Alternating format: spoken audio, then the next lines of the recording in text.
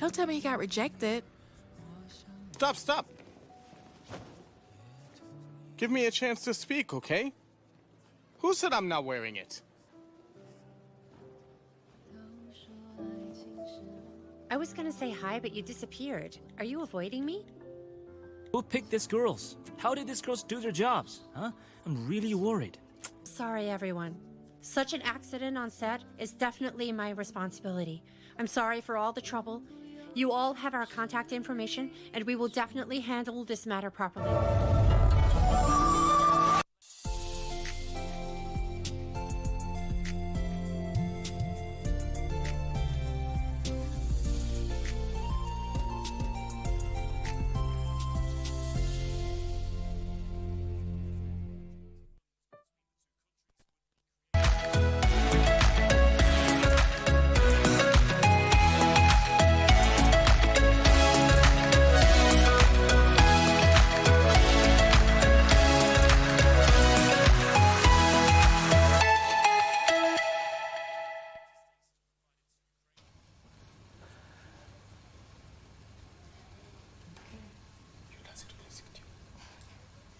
All right, and there we are. The moment you hear that beautiful signature tune, you know that it is time for Good Morning Kenya. Yes, good morning, Kenyans. How are you doing this beautiful Wednesday morning? It is the 26th day of February. February is actually coming to an end. Just 2 more days before we call it a wrap and welcome March. Now, this beautiful morning, we have a lot in store for you right here on Good Morning Kenya, as is the usual. Victor will be having his panelists right here, and they will be talking about politics as usual. Today is the viewpoint, so we will be getting to know about what they will dive into.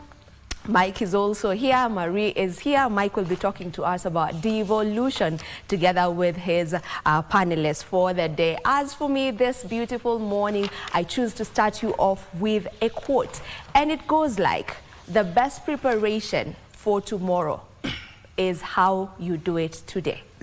So whatever it is that you are planning for your tomorrow, and tomorrow is not literal that tomorrow, but tomorrow, like the days to come, whatever it is that you're planning to do, just go step by step. Each day, do something little for your future. Good morning, Mike. Good morning, Vivian, and that is very inspiring. Good morning to everyone who is watching KBC Channel 1. Welcome to this live broadcast. My name is Mike Migwe, and as Vivian has alluded to, today we are talking about devolution progress and also the state of county government workers. We'll be hearing that from their perspective. Have we gotten it right? And what are some of the issues that they did raise last year? Have they been addressed? I'll be having in studio Tom Kangere, who is the National Treasurer, Kenya County Government Workers Union, and also Kevin Owango, who is the Chief Administrative Officer of the same union. So we want to tune into that conversation. Good morning, Victor. Good morning. Great to see you. Great to see you too. Masiku zinasonga, by the today is 26. Sana. Yeah, Masiku zinasonga, and February is already gone. Very fast. Yes. Welcome to the program. I'm Victor Lo. So today on The Viewpoint, we'll be taking a look what is really happening in the country, from socio-political issues that we need to be tackling. It has been a very busy week so far, and let's just dive into it. Please talk to us on our social media handles at Victor Lo, At Vivian Dagwa. At M. Migwe. Very good. All right, on my panel today, I have Wilson Sosion, who is a former NAT Secretary General and nominated Member of Parliament, will join me in studio. I also have Douglas Mbilu, who is the Speaker of the County Assembly of Kitui, Ayub Savola, Deputy Governor, Kakamega County, and Samuel Shikuku, who is a political analyst. The four gentlemen will be joining me here shortly at around 7, so that we do what we do best on The Viewpoint. Right about now, Marie. Yes. Hujambo? Sijambo. Uhali gani? Umeamkaje? Vyema. Okay. I got it right? You did. That's why it ends. Na hujambo popote ulipo. Yeah. Asante, Victor. Nashukuru. So a very good morning from wherever you are joining us. This is Good Morning Kenya. Indeed, you're just in time for the Good Morning Kenya news, where Raila Odinga to make known his next political move next week as President Ruto asks Kenyans to continue registering with the Social Health Authority, and IBC wants 15 billion shillings for the 2027 general elections. All that coming up in this particular bulletin, including business and sports. So stay tuned. Now, Murang'a police in Murang'a, that police in Murang'a County are in the spotlight over the handling of a case of defilement and murder of a 3.5-year-old girl in the constituency 2 weeks ago. Now, the law enforcement officers are accused of allegedly arresting 3 residents who were vocal in condemning the incident and had faulted the police for alleged laxity in handling the case. Area Deputy County Commissioner Gitonga Murungi has, however, dismissed the claims, saying the trio are assisting the police with ongoing investigations. Jailo Picho with a report. The tragic story of a 3.5-year-old girl defiled and murdered and her body thrown in a dam hit the headlines just 2 weeks ago. And on Tuesday, 3 women, Elgidia Wairimo, Lucy Murage and Nancy Njoki, were picked up at different locations in the Murang'a constituency and allegedly detained for hours. Jioni nikiwa kwa soko yangu pale 89 nilikujiwa na askari wengi, more than even 10. Nikaambiwa wakaniambia wananitaka na wanataka wengine ambao tulikuwa tumeongea na wao through media. Alafu hiyo story ya kutraumatize watoto wetu amani wale watu umekaribiana haikuwa fair. Umekujua na more than polisi 8 kwa plot, like unaenda kuangalia amekujua nasikia wewe ndio tumekujia. The trio say their war started after openly condemning the brutal defilement and murder of the 3.5-year-old girl in Murang'a a fortnight ago. Mimi nikamwambia mimi sikuongea ati juu ya kulipwa, juu hata sikuwa na habari kama mtu wa media anakuja. Sasa mimi nilijitolea kuongea juu hakukuanga na watu wengine walikuwa wanaogopa, na mimi niko Murang'a na ninajua venye kunaendanga. Tungenyamaza, so kusema mimi ndio ile kutu address like si ndio champions wa Murang'a, sisi ndio tulikuwa tunaweza ongea. Nitaongea tena na tena na tena, nisidanganye. Juu justice ya mama ikipatikana nitajua mtoto wangu ako safe. Residents led by area leaders are also accusing the security officers of targeting anyone raising concerns over cases of insecurity in Murang'a. Hii police station iangaliwe na jicho ingine. Hatuna mtu wa kutusaidia. Police officers wengine hapa wamekaa zaidi ya 7 years. Kwa hivyo tunaomba tusaidiwe. Na tuseme, Your Excellency, please, tuache kuleta siasa kwa maneno ya security. Every citizen or a person expresses themselves is enshrined under the law, and that right is an underogable right, and therefore our clients had a right to speak to the media. Despite the condemnation, Murang'a DCC Gitonga Murungi denied claims of targeting residents in the media. We decided as a sub-county security committee to invite them to the police station so that they can shed more light, so that at least they can assist us to identify the victim to enable us now follow up the matter. That was, the reason why we invited those people, not for any other reason. Residents in the region are now calling on the Ministry of Interior to investigate what they say are attempts to cover up the deteriorating security situation in the county. Mimi siwezi sema niko sure na security yangu sahi.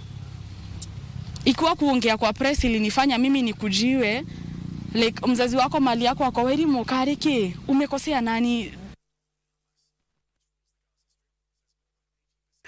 Kenyans have been urged to continue enrolling for the Social Health Insurance Fund to access the various healthcare services under the fund. Speaking in Kwale County during his second day of his week-long tour of the coastal region, President William Ruto reiterated that the registration will assist the government collect the necessary data to adequately equip the health sector and ensure it aligns with the needs of Kenyans. Our reporter Anburu with the details.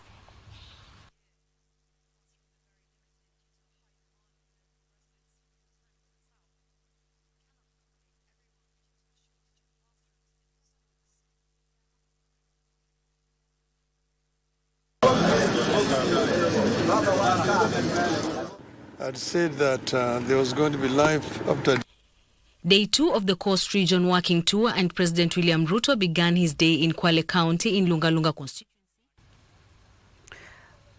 We do apologize for that mix-up, but I'll take that story again for you, where Kenyans have been urged to continue enrolling for the Social Health Insurance Fund to access the various healthcare services under the fund. Speaking in Kwale County during his second day of his week-long tour of the coastal region, President William Ruto reiterated that the registration will assist the government collect the necessary data to adequately equip the health sector and ensure it aligns with the needs of Kenyans. Our reporter Ann Boru with the details.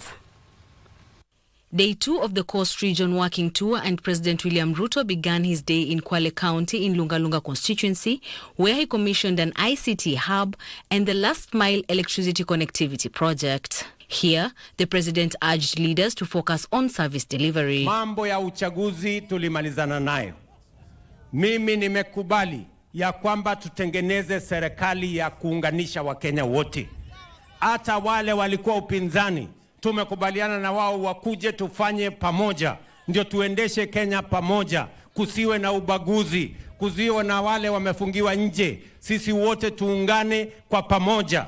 Waswahili wanasema umoja ni nini? Si umoja ni nguvu jameni? Tukiungana kuna makosa. Munasema tuungane ama tutengane? Kwa hivyo ndio unaona rais ameshikanisha taifa nzima, hata aliyekuwa mpinzani wake mkuu Mheshimiwa Raila Odinga sasa ni rafiki yake, wanafanya kazi pamoja ya kuunganisha Wakenya, kwa sababu siasa ilikwisha, sasa ni mambo ya kujenga taifa. Nataka nikuhakikishie Mheshimiwa Rais, mimi sitokubwaga. Hii kaunti inaifanya kazi. Ndivyo ama sivyo? Mtono sitonwa. Mheshimiwa Rais, nataka nikushukuru na nikuhakikishie hawa viongozi wote tunafanya kazi kwa pamoja, mpaka wale wenye wivu sasa wana kijicho wanalia sana. Ndio sasa wameleta siasa ya ukabila, na Mheshimiwa Rais amesema tunakemea siasa. Speaking during the opening of an operating theatre, general ward, and commissioning of a new X-ray block at the newly upgraded Mkongani Level 4 Hospital, the President, who was accompanied by Health Cabinet Secretary Deborah Barasa, called on Kenyans to register for the Social Health Insurance Fund, as it will go a long way in assisting the government in collecting data that will be used to improve health services. Tafadhali, tunawauliza, mujisajili ndio serikali ya Kenya tuwe na information ya kuweza kupanga mambo yenu ya matibabu. Tuweze kujua hospitali hii wananchi wake wa hapa ni wangapi. Tuweze kuhakikisha ya kwamba kuna wauguzi wa kutosha. Tuweze kujua kuna equipment ambayo inahitajika katika hii hospitali kiasi gani. Tuweze kujua madawa kiasi gani inahitajika hapa hospitalini. Inaanza na wewe mwananchi kujisajili, kujiandikisha. Na sasa pia ningependa tu kuhimiza, Mheshimiwa Rais amesema tujisajilishe. Tukijisajilisha, hiyo pesa unapoonekana kwa hii hospitali ya kijijini ya nyumbani hapa, pesa inarudishwa hapa, mnaendelea kujijenga. Sawa au sivyo? Tujisajilishe. Asanteni. At the same time, he commended the community health promoters for the commendable job they continue to do in the grassroots. Mama Achani pamoja na serikali ya kitaifa tumeungana kuhakikisha ya kwamba matibabu yanaanza kijijini. Muuguzi wa kwanza pale kijijini ni CHP. Hawa zamani walikuwa volunteers, lakini sasa tumewaweka katika mpango ya kuwapatia marupurupu kidogo, kwa sababu wanachangia sehemu kubwa katika mambo ya matibabu ya taifa letu la Kenya. The president also issued title deeds at Gazi in Sambweni sub-county and later commissioned affordable housing projects at the White House in Diani. Former Prime Minister Raila Odinga says he will make known his political move next week after consultations with various stakeholders. Speaking in Kisumu after meeting elders and the youth from the lakeside town, Odinga said his quest for the African Union Commission chairmanship is now a closed chapter and his focus is firmly on Kenya's affairs. He further said his consultations will be broad. I'd said that there was going to be life after Addis Ababa, and that's why I'm back here. And I say that before I make any comprehensive statement, I was going to consult widely. I'm not just going to be confined to Nyanza or this part of Nyanza. I will be talking to leadership from Kisii, from Western, from the coast, from the Rift Valley, from the Eastern, from Northeastern, from Central, all over the country. During this period of time, I'm going to consult before we make the next move, as I said. So I say that I will make a statement sometimes next week. And I want just to tell you here also that watch this space. Yeah. I'm going to make a statement next week. Who fought a good fight in Addis Ababa is now back home with us. And he came to meet us, the leaders of the party in Kisumu County, so that we can share certain ideas and certain experiences for the betterment of our nation, Kenya. The Independent Electoral and Boundaries Commission wants a part of the 2027 general election funds to be allocated in the 2025-26 budget to begin preparations for the 2027 poll. The electoral agency, while appearing before the National Assembly Justice and Legal Affairs Committee, requested for at least 15 billion shillings to facilitate procurement of digital kits. Meanwhile, the State Department for Social Protection wants Parliament to avail 16 billion shillings for the cash transfer program, cautioning that a delay in disbursement of the funds could see the elderly miss out on the monthly stipend starting March. The IEBC projects a budgetary requirement of 61 billion shillings for the 2027 general elections and now want the allocation disbursement to be staggered in the next 3 years. Appearing before the National Assembly Justice and Legal Affairs Committee, the electoral agency implored on Parliament to avail at least 15 billion shillings of the general elections budget in the 2025-2026 financial year to facilitate preparations. The non-allocation of 2025-26, it is true that is in respect to the general election budget. That's why we are requesting that some amount is actually brought forward to that financial year 25-26. So there are some activities which we can do. In the financial year 2025-2026, the National Treasury has not allocated any monies for the general elections and projects to allocate 55 billion shillings starting 2026-2027. The electoral agency, however, wants the funds availed early to facilitate procurement of new digital kits and new technology. Why are you replacing all of them? Because these are electronic hardware. We would expect that some of them that are usable will be used. So, just like any other Kenyan, I would want to understand why you're replacing all the kids' kits. And you know, there's always a lot of controversy around technology in elections. Any technology above 10 years is obsolete. So the 45,000 kids' kits will be obsolete by come the general election. The IEBC targets to register 5.7 million new voters ahead of the next general elections. Meanwhile, the State Department of Social Protection now wants Parliament to avail 16 billion shillings to facilitate the cash transfer program. Principal Secretary Joseph Motari told the National Assembly Social Protection Committee that the ministry had exhausted its budget and the elderly may fail to receive their money starting March if Parliament fails to intervene. We don't have about 16 billion that we are supposed to pay our old and vulnerable people as from 20 of March all the way to July.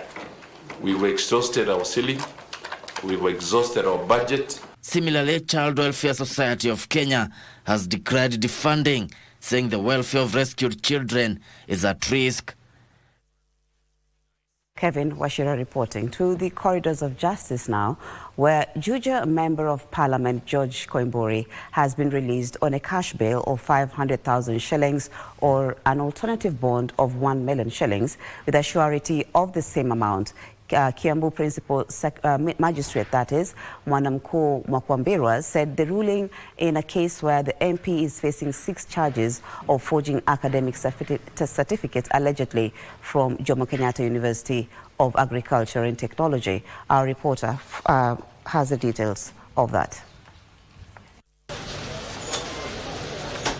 The magistrate noted that the charges attract a minimum sentence of 3 years, noting that the MP had previously skipped court dates, leading to forfeiture of his earlier bail and issuance of an arrest warrant.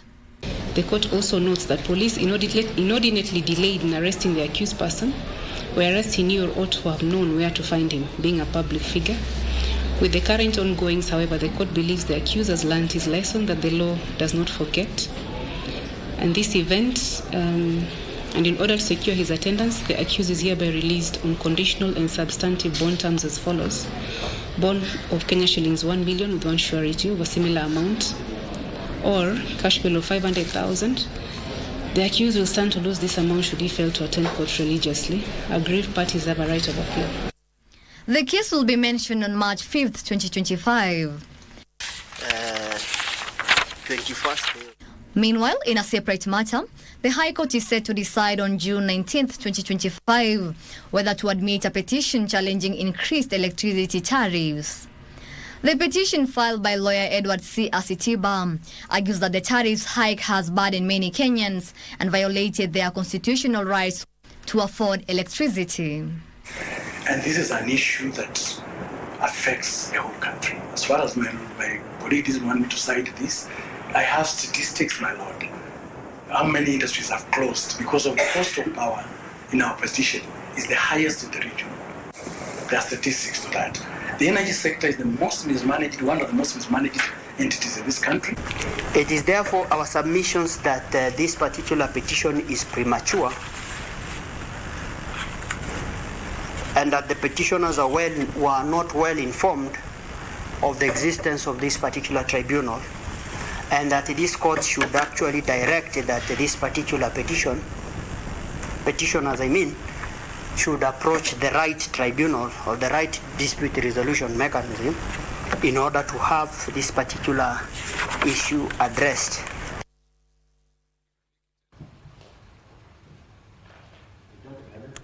We look at business, where women dedicate over 3 times for unpaid care work than men, averaging 4 to 5 hours daily, while men spend just about an hour.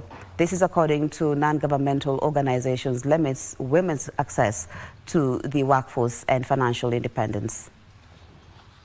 Globally, women perform 76% of all unpaid care work, according to the International Labour Organization, spending more than 3 times as much time on caregiving tasks as men.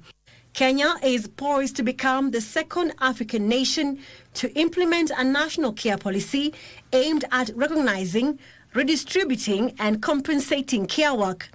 Globally, unpaid and domestic work contributes to 10% of the global GDP. So it means that we need to invest, we need to be more intentional in terms of addressing issues that is limiting women from being within their full potential. So it's just more about being able to appreciate and create more environment whereby both genders are involved in this care work, but also more importantly at the workplace, do we involve women in this particular place whereby we do take care of things such as the nursing rooms, breastfeeding rooms, for example, that is the bill being discussed in Parliament.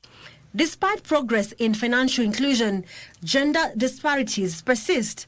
While the gap in financial access has narrowed, only 31% of women in Kenya have formal bank accounts compared to 40% of men. If women don't have as many bank accounts, it's probably because they don't have KRA pins. It's probably because they do not have collateral. And we're living in an age where you think these things have already been solved, but we have concentrated a lot on the urban areas. It's time we remove ourselves from the urban areas and go into the rural and peri-rural areas. With the withdrawal of U.S. funding, NGOs are targeting to mobilize local resources to sustain MSME financing. It's innovative strategies that we can use from what you have seen working, from what we can think, blended finance opportunities as well, to help women catch up with the men where they are, and especially outside of the urban areas. Players in the agriculture sector are calling for a special fund to help incubate and scale up agri-tech startups. Kenya Agricultural and Livestock Research Organization Director General, that is Dr. Eliud Kirgar, says agri-tech is underfunded and there is a need for tax breaks on farms funding the sector to stimulate more private sector investment. Kenya startups attracted 82.5 billion shillings funding, accounting for 29% of the 285 billion shillings total continent's funding. However, agriculture startups were among the least funded, as most investments targeted fintech.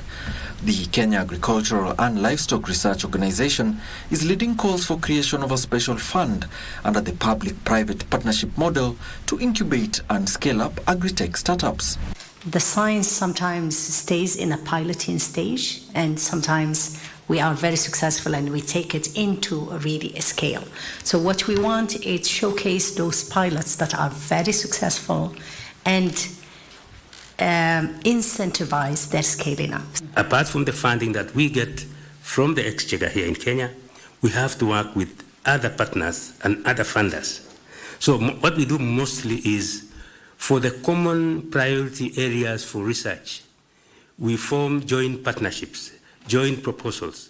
Under the funding model, agri-startups will secure low-cost, cheap credit for scaling up, as well as other incentives and support.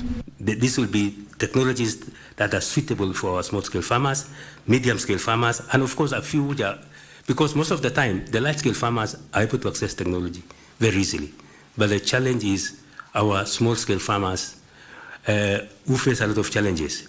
They were speaking ahead of the Science Week slated for April this year in Nairobi, where innovators will showcase their innovations and products to buyers and investors. To sports now, where Kenyan darts player Peter Washiuru moved to 5th position after day 2 of Group A competition of the Modern Super Series that is taking place in Portsmouth, that is in England. Washiuru won 4-0 against Donny Shearwater of the Netherlands and 4-1 against Barry Copeland. He, however, lost 2-4 to Colin Osborne of England, 2-4 against the American Leonard Gates, and 3-4 against Dutchwoman Noah Lynn van Loven to get to 6 points. Copeland leads the standings with 18 points as the final Group A round is played on Wednesday.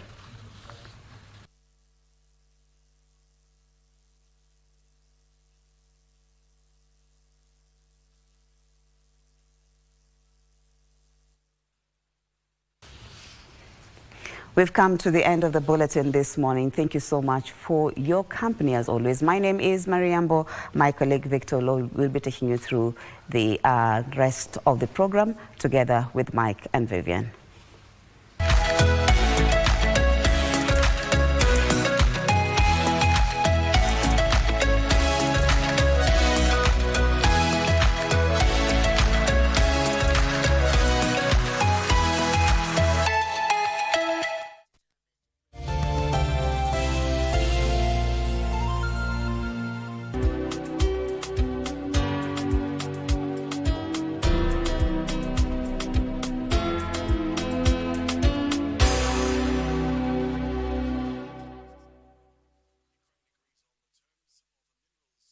Are you a talented artist? Or are you passionate about a topic you want to discuss?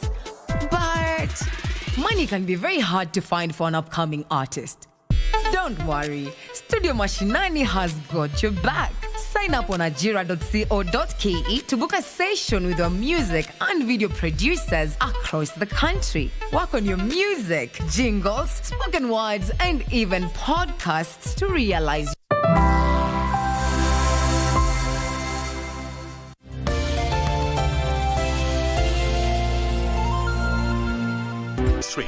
Critical issues are going to be discussed. From white papers to policy positions, it is easier to get lost in the labyrinth of words. Inside Government takes you to key global metropolis where critical decisions are made and where policies are crafted. We interview policymakers and senior government officials to highlight and enumerate government policies and projects. We take a deep dive into the underbelly of complex red tape to demystify policies across the country, across the world. Join me, O'Brien Kimani, on Inside Government, only on KBC Channel 1. Wellness is important in our daily lives, so that instead of just surviving, we should be thriving. Ways to prevent a stroke or heart attack is for you to know what conditions you have by regular checkup. People don't know they have hypertension. They don't know they have diabetes. I was pre-diabetic. I was afraid of getting lifestyle diseases because I come from a family that has lifestyle diseases. How do you know if your cough is due to a serious condition? We'll have some answers. Stay well and strive to make every day a healthy day.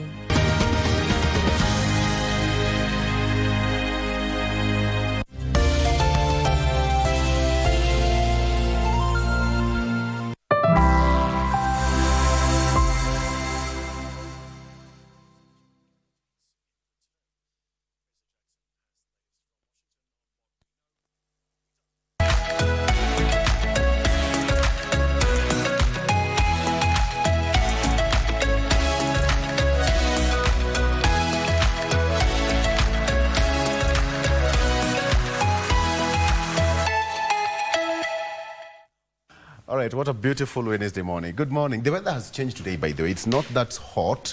At a time like this, every day is always very hot and sunny. But today, the weather has changed slightly in the city. That signals some good signs of good things to come. Good morning. Welcome to Good Morning Kenya. My name is Victor Olo. Please talk to us on our social media handles at Victor Olo, at KBC Channel 1. And being a Wednesday is the viewpoint. And basically what we do is I'll be taking you through some of the stories that are making the headline the entire week and what we need to focus on as we move into the week ahead. All right. My guests, Nairobi, iko na mambo yake, right? Sosion is already here in studio. Sosion is a former NAT Secretary General and former nominated Member of Parliament. As a teacher, he's always very punctual. You said you're a physics teacher, chemistry. I am a chemistry teacher. Chemistry. And agriculture teacher. And a drama teacher at the same time. Oh, yes. Drama season. One. Drama season, yes. Oh, yes. That is great. And I was not just a teacher.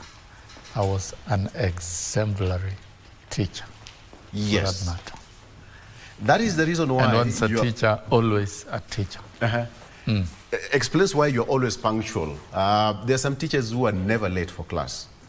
15 minutes to the end of another lesson, you're always outside there. You're one of them. I was always 2-3 minutes to my lesson, always. I started my lessons on the dot and summarized my lessons 5 minutes to the end. I never ate into anybody's time, and I would not allow anybody to eat into my time. That is perfect. Time management. I never disturb students by creating extra time of teaching during prep and weekend and other times. No. I finished my teaching during my lessons strictly. Good to hear. Yeah. Do you miss classroom? Well, I do miss, but it reaches a stage that at time that you exit the stage. You can't be on stage forever. So I had to exit the stage. Yes. To serve the teachers of Kenya at the age of 32. And I served sufficiently. And I also had to exit the stage of serving the teachers of Kenya. And I've joined the forest of politics. It's a beautiful forest with some indigenous trees. Yes, it's so many fruits, very motivating. Low-lying fruits in the forest. Very extensive. Very extensive. I can imagine you love it there. With diverse topography. Yes. Flora and fauna. Yes. In plenty. And it never ends. You know, nature does not end. No. It continues to flourish every day. It continues, and you can study nature forever. And you can discuss nature forever. Yes. And that is the political ecosystem. Political ecosystem is complex and wide. Particularly ours, where we've developed, our democracy is actually so enhanced, one of the best in the world. One of the best. And being one of the best, then it's a very, very vibrant one. Wengine wanasema inasonga haraka kama syllabus. Yes. Yes. Things move so fast. Yeah. I'm trying to bring that analogy just to bring us back home into what is happening in the country. As a teacher, you know, time management is part and parcel of the system and the training and the job. And now you've moved from classroom, you serve your country in a different capacity. And then now you got into that large and lush forest of politics.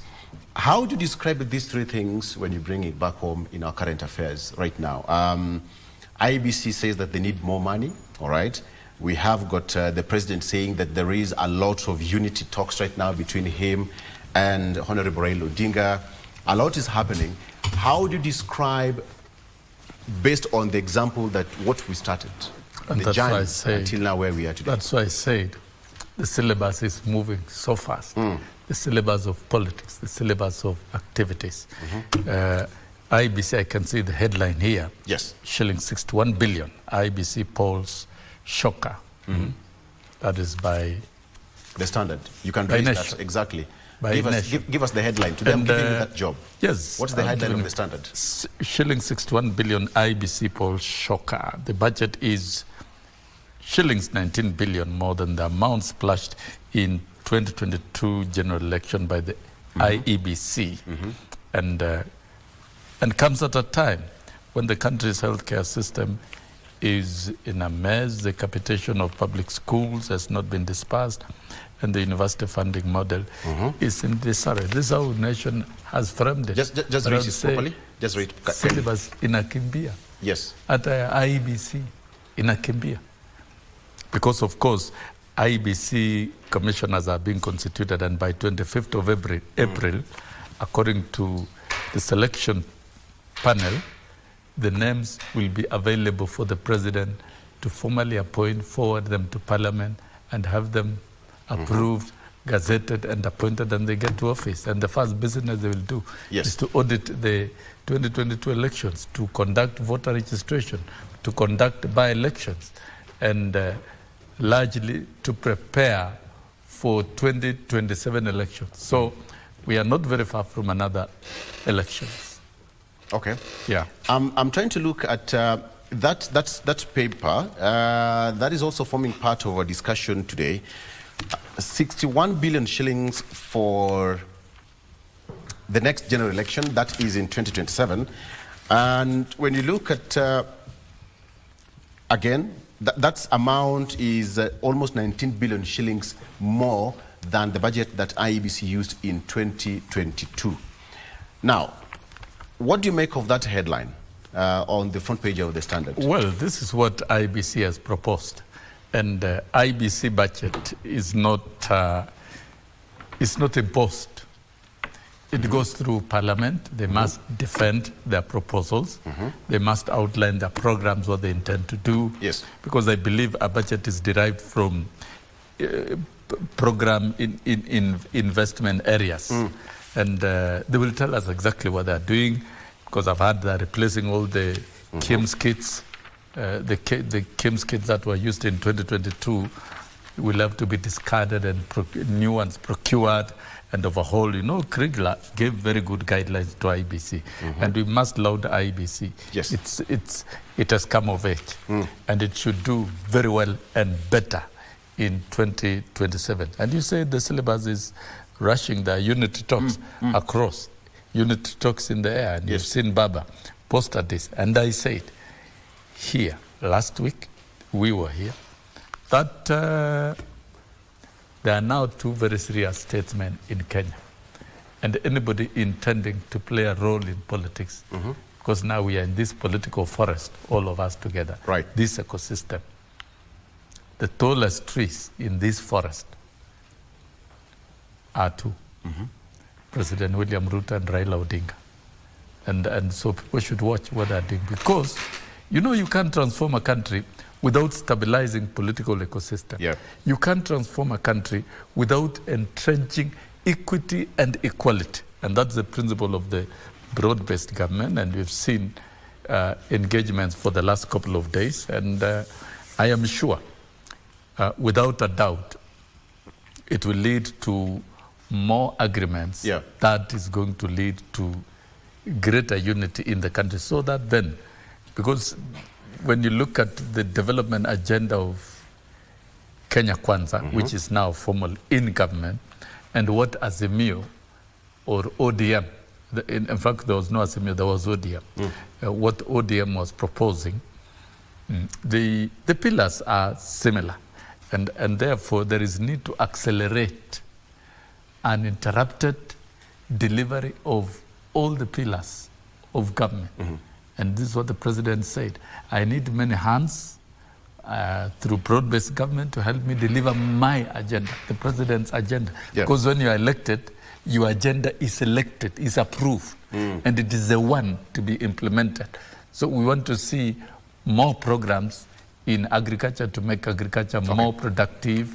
We want to see more activities in the MSME to make the MSME work. And remember, the MSME is a microeconomic space, and that will lead to a greater and more prosperous macroeconomic success of the country. We want to see more expanded ICT infrastructure and utility, because we are in the fourth industrial revolution. In the fourth industrial revolution, everything is digitally driven.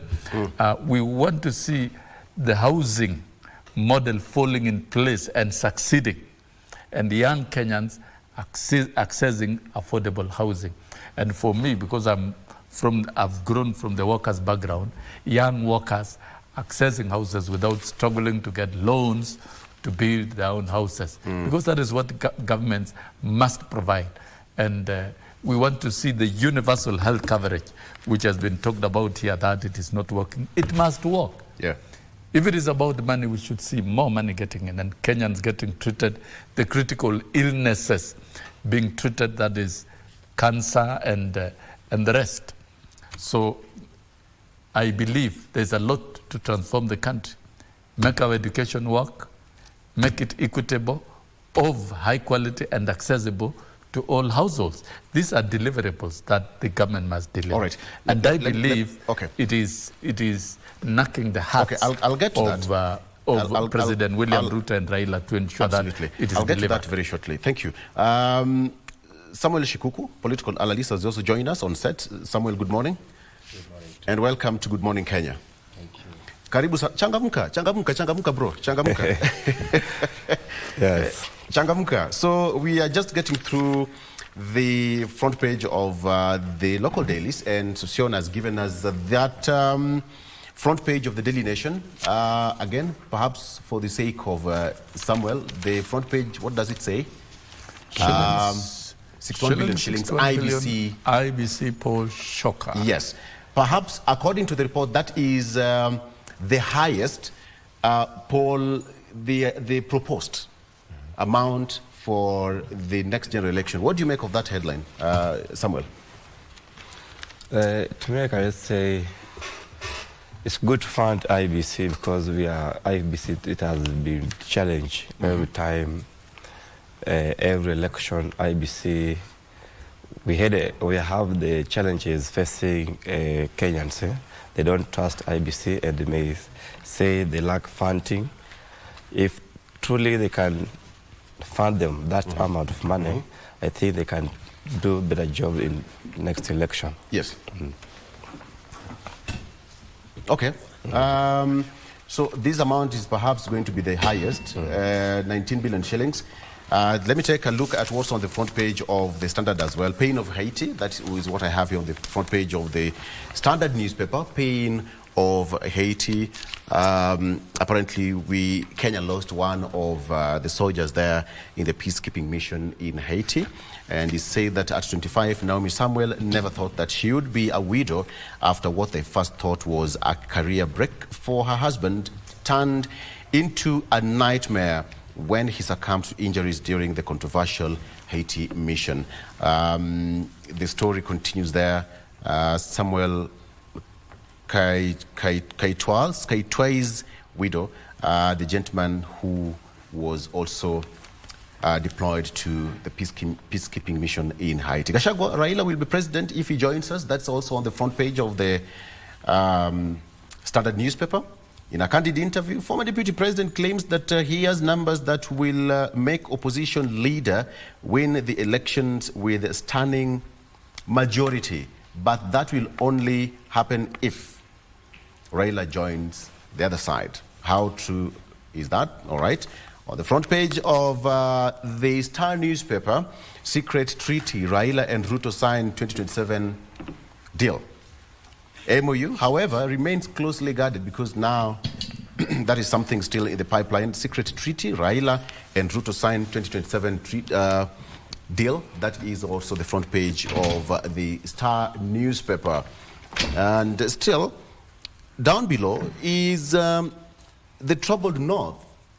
The troubled north. Right now, things are not so okay in the northern part of Kenya. But Interior Cabinet Secretary, that is Murkomen Kipchumba, visited the area and gave several orders and also promising that some sanity will be restored in the border county. So that is what we have. And now Turkanas take up arms to repel Ethiopian militia. It's not something that the country should be experiencing at this point, but the government says that they are hands-on and boots on the ground. MPs reject UDA ODM bid to deal with the party rebels. That is also on the front page of the Star newspaper. Douglas Bilo, Speaker of the County Assembly of Makueni, also joining me on set. Mheshimiwa, thank you so much for joining us. Good morning. Good morning, thank you. Good to see you. Good to see you. After years, where have you been? I've been down there. You know, the city was devolved to 47 mini cities, so I've been at the city of water in Makueni. And therefore, most of times we're there. We don't have to be at Nairobi.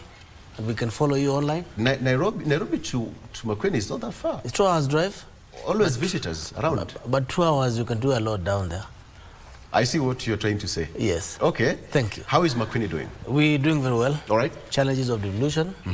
We are picking up. Devolution is doing well. Yes. Yeah. You know Sosion there? Yeah, do. Who doesn't know it? Who doesn't?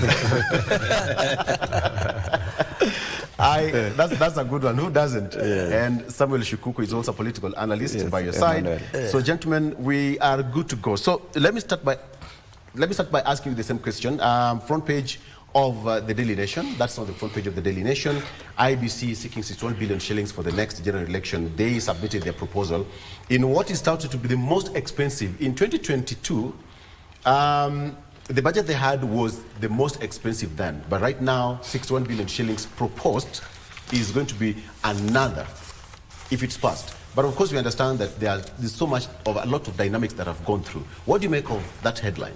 Very quickly, on the front page of the Daily Nation. To me, it's not expensive if the funds are properly utilized to facilitate the process of democracy for Kenyans to elect leaders from MCA to presidents and have a parliament that can pass policies that are pro-people.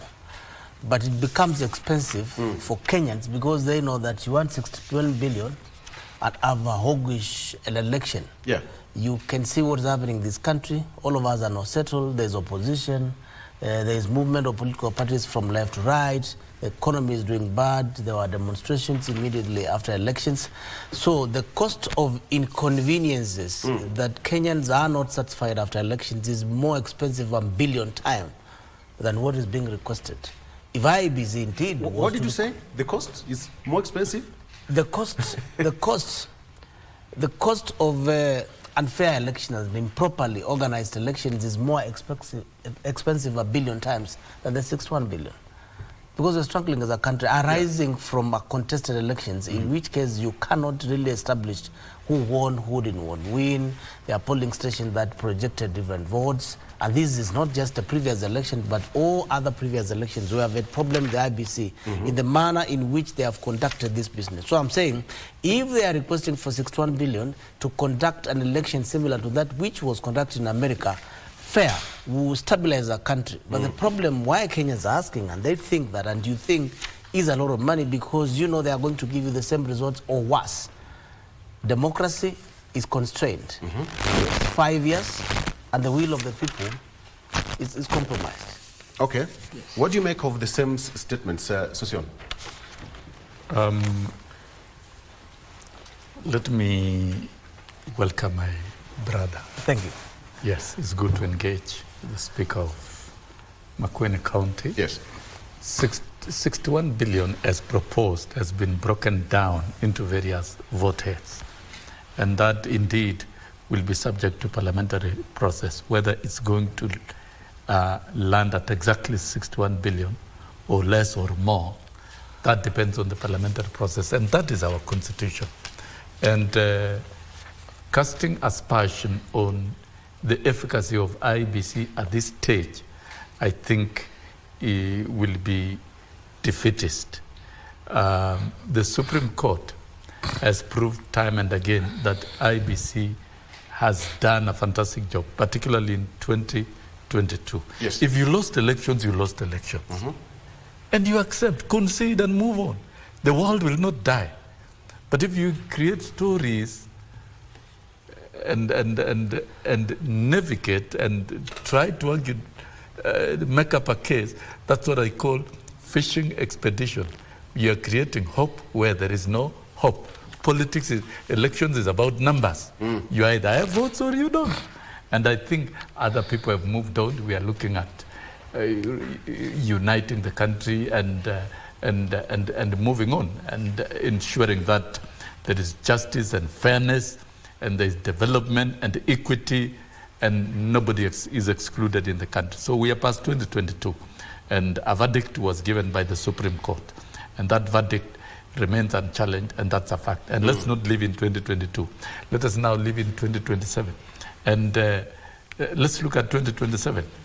Looking at the curricular report and how elections were bungled in the past, and why it must give Kenyan people confidence, then I am sure the resources that goes into preparation of 2027 is to deliver seamless transmission of true votes that are verifiable in every polling station for MCAs, for members of parliament, for county women reps, for governors, senators, and the president. Those are the 6 votes that are conducted on that particular day, the first week of August 2027. It is known, the date is known. Yes. So I think as a country, we've come so far in strengthening our electoral system.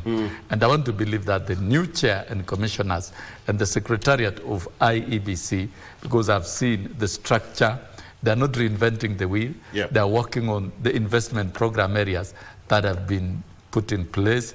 Others about civic education, strengthening ICT, and so much. So there's a lot of programs that goes into preparing everybody for the general election. And I'm looking forward to a day when elections, presidential elections in Kenya can really be delivered within the day of voting, before people sleep that can only be at midnight, if people have results. If that can only be delivered, that can only be delivered when there is enough time. Remember, we are way behind schedule. Delimitation of boundaries actually is also part and parcel of that. Yes, delimitation is part of which is one of the major agenda, but I am not sure whether time will be enough to conduct delimitation of boundaries before 2027. It might be overtaken by events, but even if that one is not done, the rest must be done. Auditing of IBC 2022 elections, and particularly registration of new voters and ensuring that that voter works, that voters register works in 2027, and that elections will be credible, verifiable from the polling stations. Elections in Kenya begin and ends at the polling station. And once they are counted at the polling stations and verified, approved by agents, and confirmed to be true results that are not tampered with, then they are transmitted to the IEBC portal. And they are later reconfirmed with forms 34B and 34A and 34B. All those forms. 34A is the form of the polling station. 34B is the total tallying in the constituency. And that was done at Bomas. I was at Bomas myself as one of the agents of President William Ruto. And we received forms 34As from all the 46,000 polling stations, signed, verified, before they were tallied. And all forms 34B, that is from all the constituencies, 349, signed and tallied. The rest are politics. But what IBC did is credible. And you saw the international diplomats say, these are the best elections ever done. Because I think Kenya is a democracy. We must walk the talk. If you lose elections, go home. If you win, fine.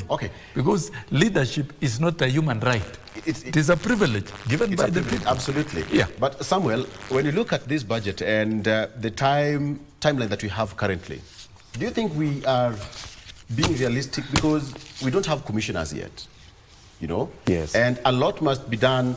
Voter registration must happen. New voter registration must take place, which is a continuous process. As per the law, we have the limitation of the boundaries. We have got, you know, a lot to do with the acquisition of new KIMS kits, and some of them are supposed to be, you know, revamping of the, I mean, it's just too much work. Yes. Looking at the timeline, we are just not so far away from elections. Yes. We don't have time, to be honest. I think we are behind, but we are happy if we get a new chair on IBC. Yes. We'll try to catch up with time. Although the big question is, we have been with an issue with IBC, to be honest, several years. As Mr. Sission has said, yes, when you lose the election, you should accept it. But the question is, if I should accept if I lose fairly. And the big issue is that many Kenyans, they don't have trust with the IBC. It is obviously, many people, they don't trust IBC. Now, the question is, if you get a new chairperson, is it going to win the trust of the people? I really believe that this time we are going to have a good result, that everybody can be satisfied on it. Those are big challenges. We don't know, but we are hoping in future, if President has already proposed some names, if a parliament can elect new chair, it should come in and work very fastly and try to bring Kenyans together. Yeah. Okay. Again, when you look at this, Speaker, the number of elected positions we have in the country is just so, it's big. Number of ballot papers during an election. And when you look at this, you would imagine we also have the Gen Z effect, remember? Could it be the reason why this amount is getting to 61 billion proposed? Of course, yes or no? I do not think so, but the shorter the time, the more expensive it's going to be to prepare, because you need to do a lot of things at a very short time. That's point number one. You require double human resource that you might require. You'd have required, let's say, 100 people to do a certain job in 5 months, but this time around you require 100 people or maybe 300 people to do the same job in a very short time. And just to correct what I've said, it is not a question of winning and losing. It's a question of resources that have been allocated to IEBC and facilitate an election where the winner and the loser are satisfied in that fair game. And that is a problem that we have had as a country. And therefore, discussing the 61 billion is not a problem.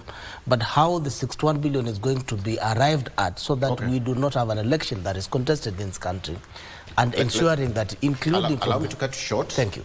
Take a break. I want to serve you tea as well. Yes. Is that okay? Thank you. That's better. Shikuku must be happy. The sugar cane farm.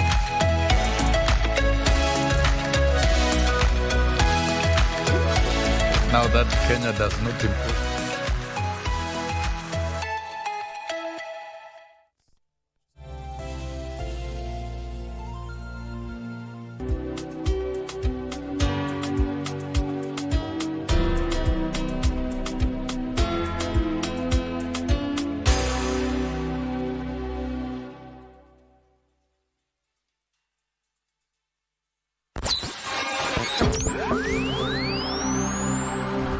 Tunapowasha vifaa vyetu, tunapata fursa ya kutangamana na wasikilizaji wetu.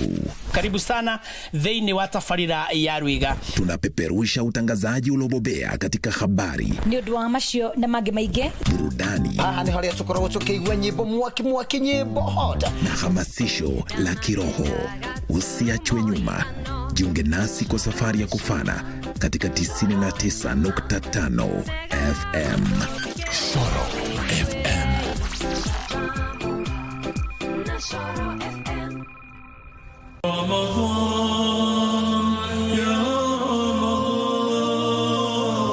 Hali ambayo kwamba ni hali ambayo kwamba inabidi ufanye istighfari sana na kumwomba sana Allah subhanahu wa ta'ala na kukithirisha sana kuisoma Qur'ani, kwa sababu salafi salih bimaana masahaba na wanazuoni waliokuwa wema na hali ya Mtume sallam walikuwa wakimwomba Allah subhanahu wa ta'ala, masalafu wema waliotangulia miezi 6.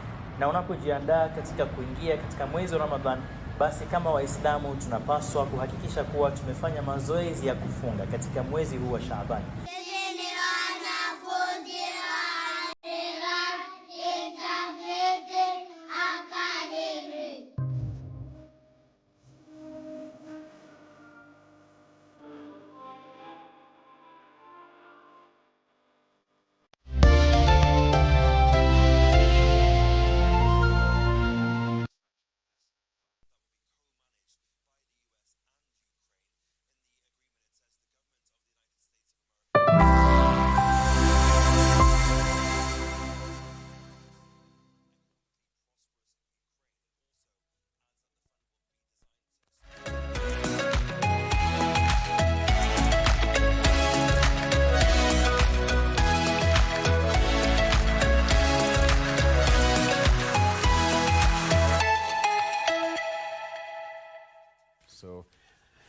Let's do this, continue the discussion. So now, gentlemen, the question that is still lingering around, which I asked you, Bwana Speaker, perhaps I'll give you one more minute to finish your statement. I asked a question to do with the Gen Z, which according to the poll body, goes for around up to 4-point-something million new voters. That's a big number. It's a big number, but it's not considered. How do you register young people who do not have identification cards? Registration process has to continue, though. It has to continue, but you see, the process of registering voters starts with the identification of the voters in terms of registering as citizens and issuing them ID. It is very expensive for ordinary Kenyan to obtain an identification card. They are not interested. There are better things to do, because why should I pay 900 shillings or 300 shillings to be registered, to be called by my father's name, to be called a Kenyan, to be identified? And you know, government strategically did this because they were not interested in registration of new voters. Yeah. And that's the point. And therefore, transforming the registered Kenyans' IDs to voters is not going to change as much. And that's the problem we're going to have. So I don't think that voted in terms of registration is going to be significant, because they are disenfranchised. They have no place in the voting block. Yes. Okay. Replacing an ID card from where I come from in Makueni, it's costing 900 shillings. One has to pay to replace the ID card. It was free before. Where do you want to collect money, revenue for registration and replacement of an ID card? And that is what will qualify a citizen then to participate in the democratic right processes of electing their leaders to govern them for the next 5 or 10 or 15 years. And therefore that beats the purpose of the registration, because you can't register people who are not Kenyans, and they are not registered as Kenyans other than birth certificate. Yes. How different will this be then? Because when, based on your argument, then it would mean a majority of Kenyans will not have that chance to register as new voters. Which is a strategy. Which is a strategy. Because the young generation and the young people in this country have been rebellious to the existing regime. And therefore the only way a clever administration would do is to ensure that you favorably allow the ordinary voters who are 30 and above years to continue to be in the register. But the new ones who find it difficult and low interest and they will not qualify to be voters at that point, it's difficult. I myself, I obtained my card, ID card, for free when I graduated from Form 4. For free. I lost it not once, not twice, not 3 times. And I replaced it with ease. Now, I have to pay for it. People are jobless. Young people are jobless. Tell me, do they consider buying a loaf of bread, surviving, or applying for replacement of an ID? And therefore, strategically, you will not transform them to voters. Chances are then you retain the ordinary voters and mama bogas and other people who can easily be influenced. Because young people seem to be dependent. They don't care whether you're Raila, whether you're Klonzo, whether you're Ruto, whether you're ABCD. But they must be managed. The system is very clever. And that's how government at times works. It's unfortunate. Is it strategic, Sosion?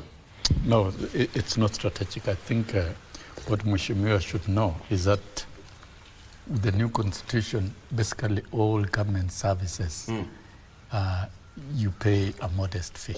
It is there. It's a practice.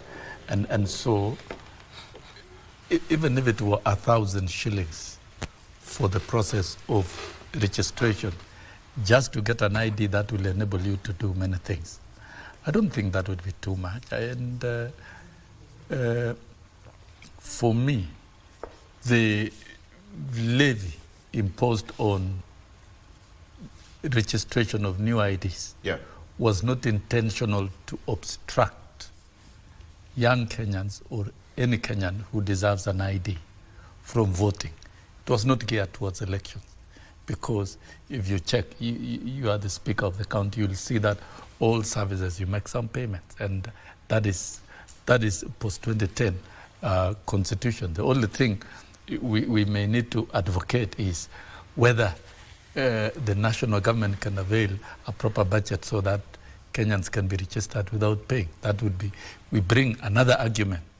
But you cannot argue against a provision that's already running and we make political capital out of it. No, I don't think anybody intended that because this event is going to affect all youth across the country. And I think the president, even the other day, said, yes, let us have the options of acquiring ID be equal to all Kenyans. Though some people are complaining, we are opening our borders to foreigners. And we are getting to an era where there are no borders in Africa. There will be free movement. And so making life complicated for Kenyans is not that. I agree that we can then rethink about the fee with respect to youth acquiring IDs so that they can participate in jobs, so that they can participate in trainings, and they can participate even in voting. But in terms of registration of voters in 2027, because a budget has gone into it, one of them is even registration of voters. There has to be very intensive civic education and media campaigns by IEBC. And any Kenyan above 18 intending to vote in 2027, even those who will turn 18 in 2026, those who will turn 18 in 2027 are free to apply for identification documents. And ID registrations officers are available in all counties. And I expect now county governments and leadership, local leadership, to mobilize the youth to get in, to register. If they have challenges in payments, find ways of assisting so that they can register. It now becomes a domestic business and strategy.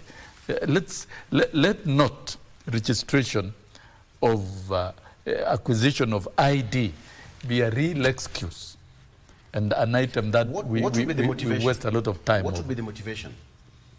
Motivation for? For the new voters, because we have a disenfranchised lot of potential. Sovereign power of the people. Sovereign power, everybody must be proud to exercise. Everybody must be proud to vote. Proud to vote. Whether you are sick in hospital and indisposed, whether you cannot walk, we must encourage people to vote. That is how to advance our democracy.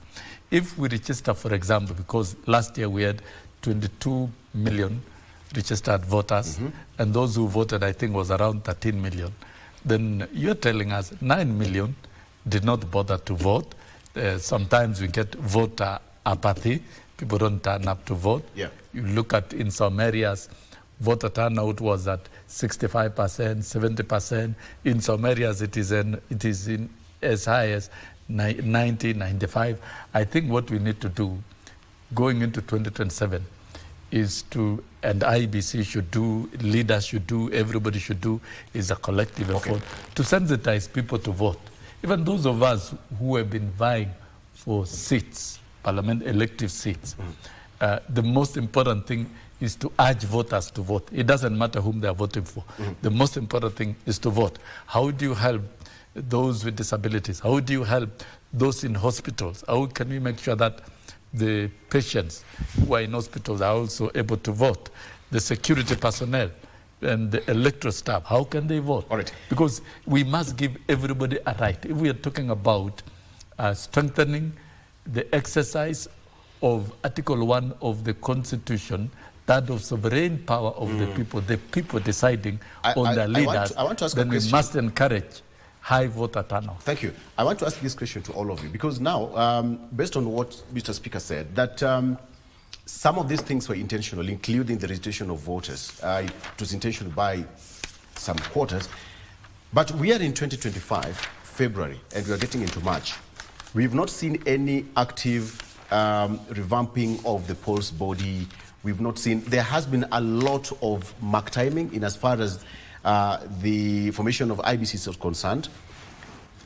Emmanuel, do you think there was a deliberate move to delay this until 2025? Because now we are closing slowly to 2025. Yeah, I can say this is a planned game whereby many people, as my brother said, they won't get a new registration of votes because we're delaying the IBC in place right now. Now, we don't have time. For example, we have people who don't have now, they're not registered as voters as we speak now. Now, yet the IBC is not open. Registration is not taking place. Now, when will this process start?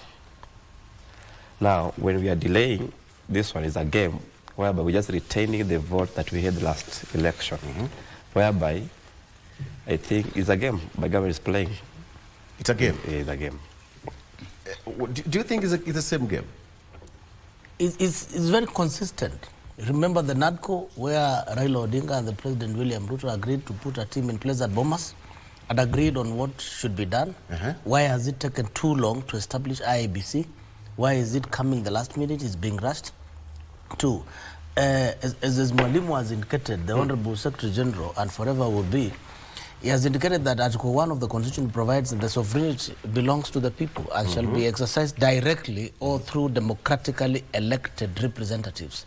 Firstly, for them to participate in an election so that then they can elect the leaders, the government has a responsibility to facilitate, both parliament and national executive, to facilitate the citizens to have the instruments of power to participate in electing them or voicing. So unless you are a registered citizen, unless you go to streets and demonstrate, then you are not recognized, point number one. Point number two, you cannot participate in that election. However much you will ask for voters to turn out to the polling stations. It means that there are quite a chunk of number of them that were not given an opportunity to be eligible voters because you cannot be registered as a voter. Why? Because what has suddenly changed that we have to charge a levy on registration of citizens for them to get and access a right to participate in the democratic process. And not a democratic. An identification card is an enabler including economic activities. Yes, government is charging this. And remember during Mzee Kibaki's time, education was free. How do you give a children a free education and when they finish their Form 4, you charge them to be mature adults? It doesn't make sense. These are strategic, very well orchestrated and planned to lock out the young people from participating and expressing themselves other than Twitter. It's simple as that. It's all of a sudden there's an upsurge of now revamping the IBC. The IBC debate has now started in earnest. It began just the beginning of mid-January.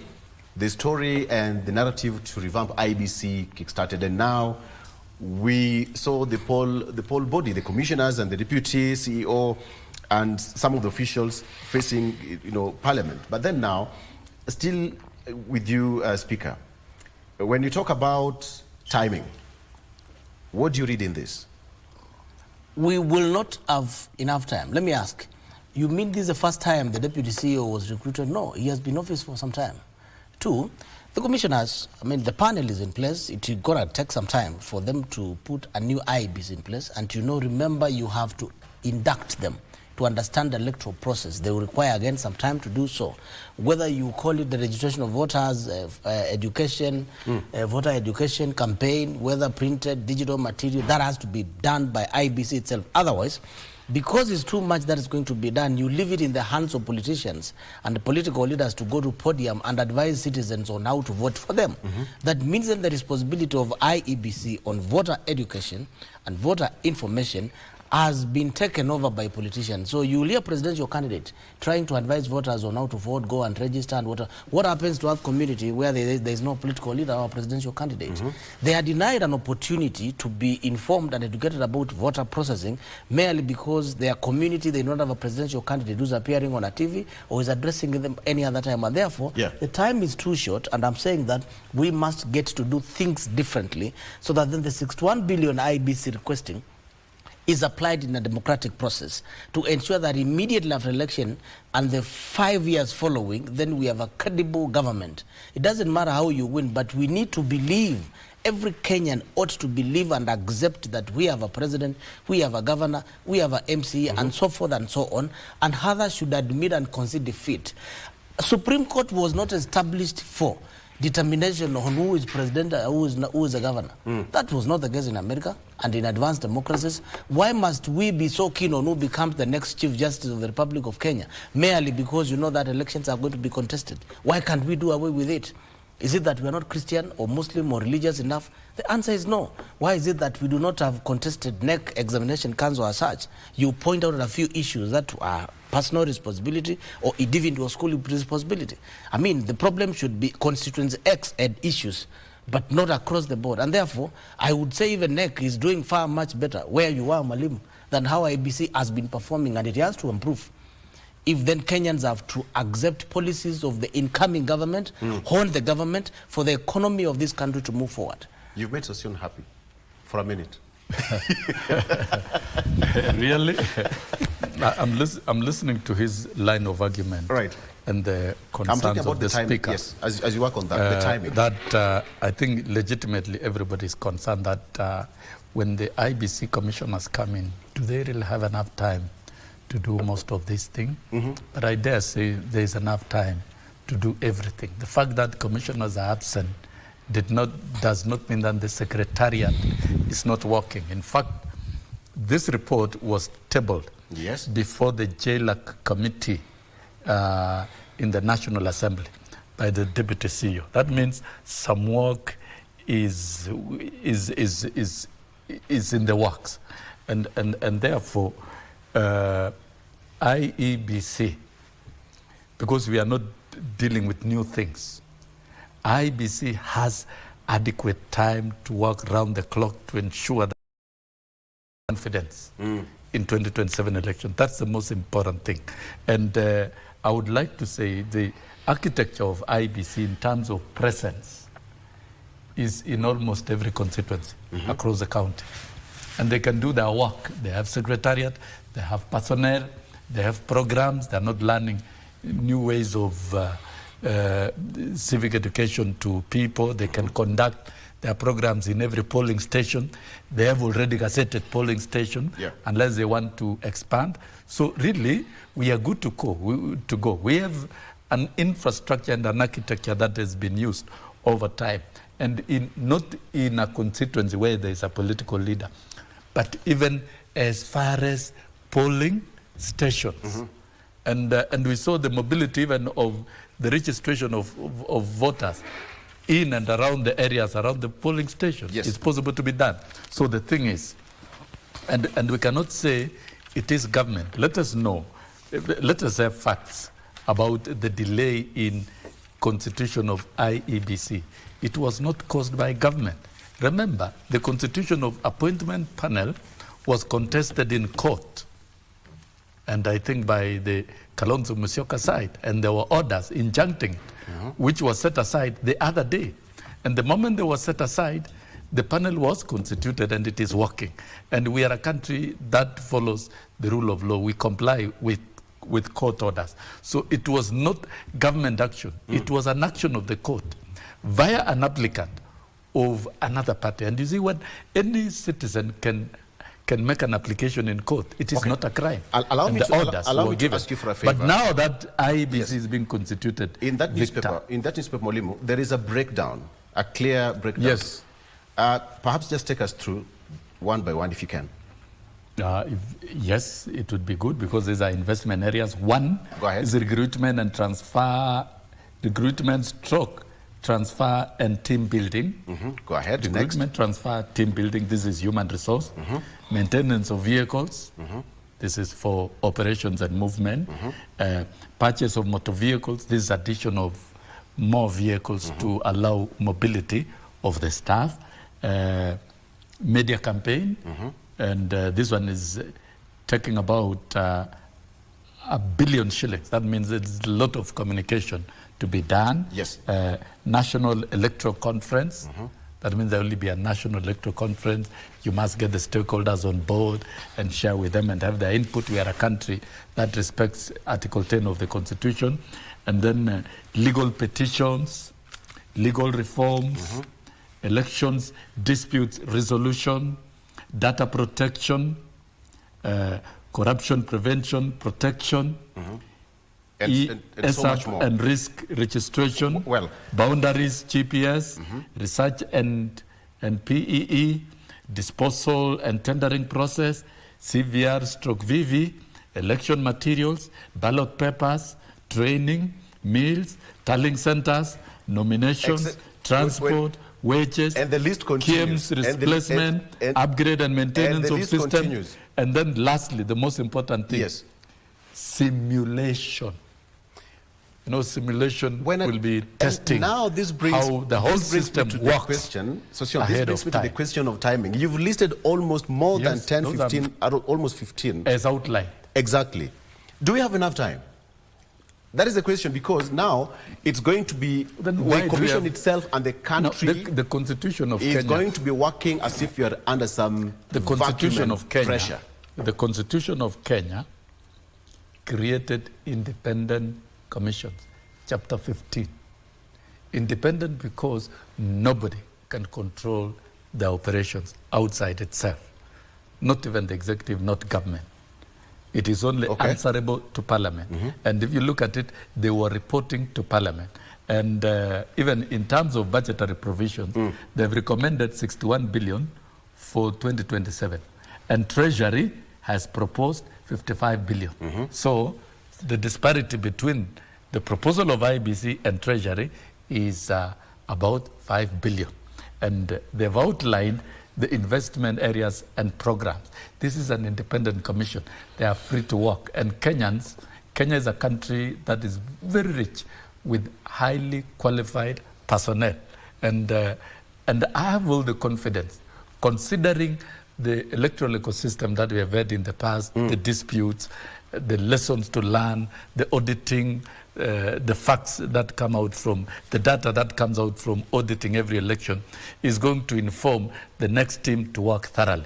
I agree with the Speaker.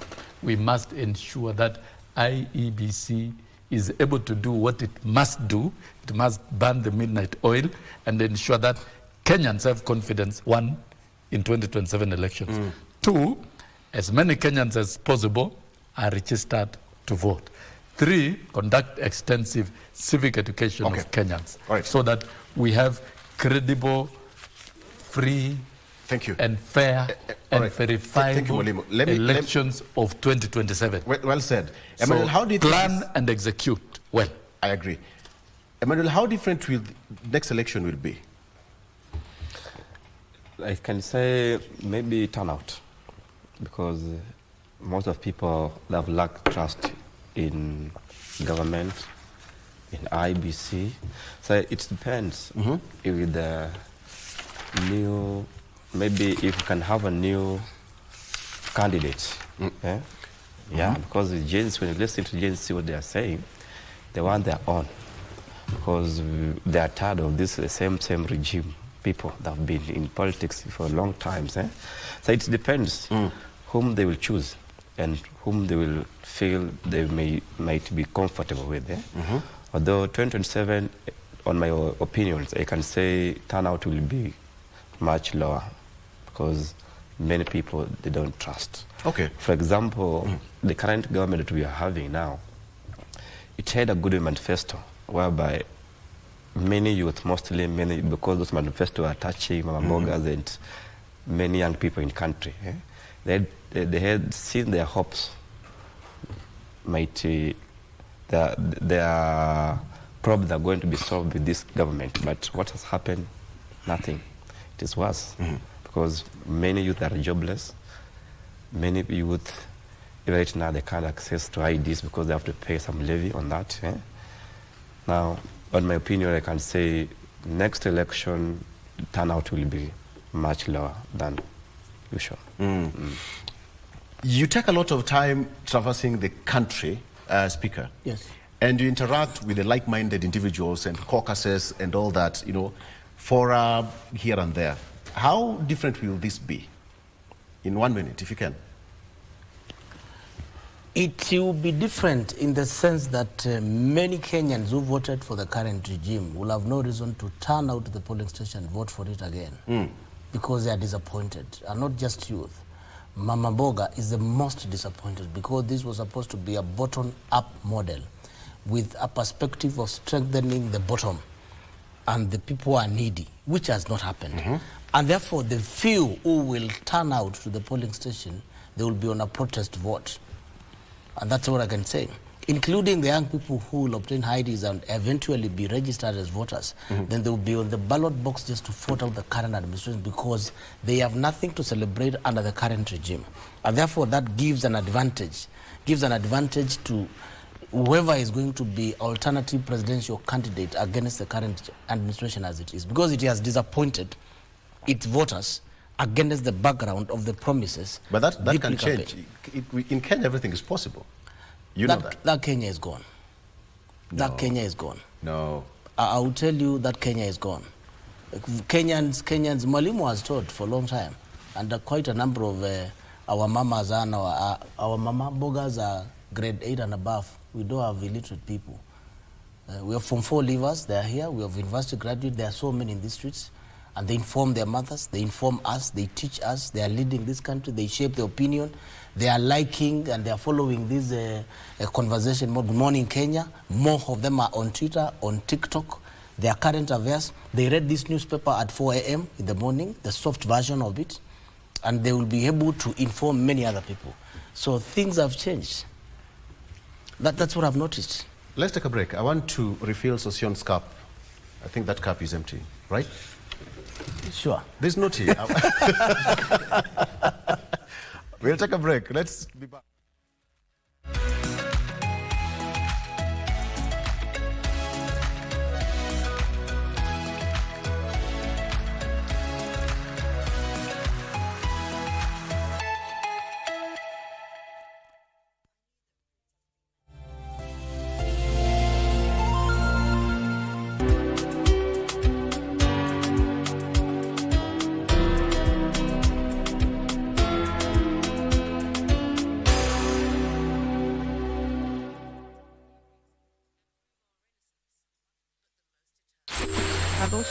Ima na wendo mwingi tugikuthokia Embu County, the land of opportunities.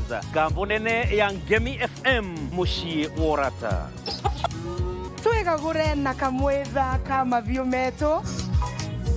Muroro kiande tukunye maire na murori tuthie thokore besa mevukore cha manje makiyara uranje muri cietu cia thitima na ronje rwathagana nyamu cia kithaka igitugemeria bururi wetu wa mbere Embu County.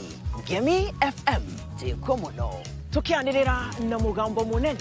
Eno ni Ngemi FM musie wa urata. Eno ni nyumba nene musie wa urata. Ngemi FM 103.5.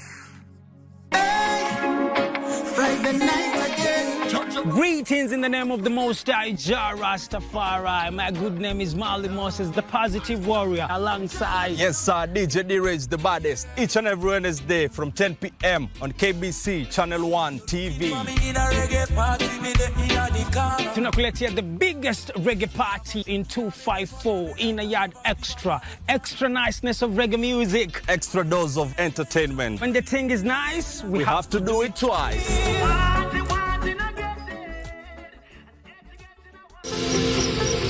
Wiki hii kwenye mkulima tumejikita mizizi hapa Mathare, ambapo tumejitosa katika kilimo cha mboga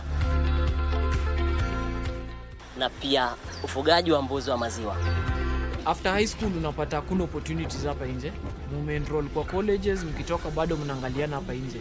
So nakumbuka hiyo wakati tukiwa bado si wachanga, rais yule alikuwa wakati huo na alikuwa anahimiza kwamba vijana waweze create opportunities au wenyewe nao serikali itakuja kusupport. So hizo ndio ideas zenye tulika chini tukaona wacha tukue na kitu yetu yenye itatupeleka to the next level badala ya kutegemea saa yote tukililia serikali.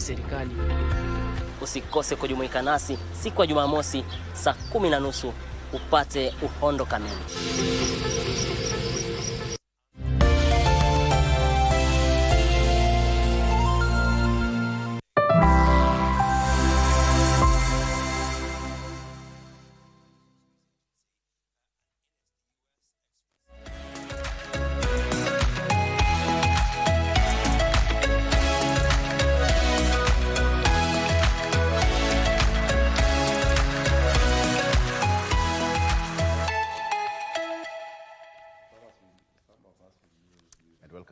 Welcome back.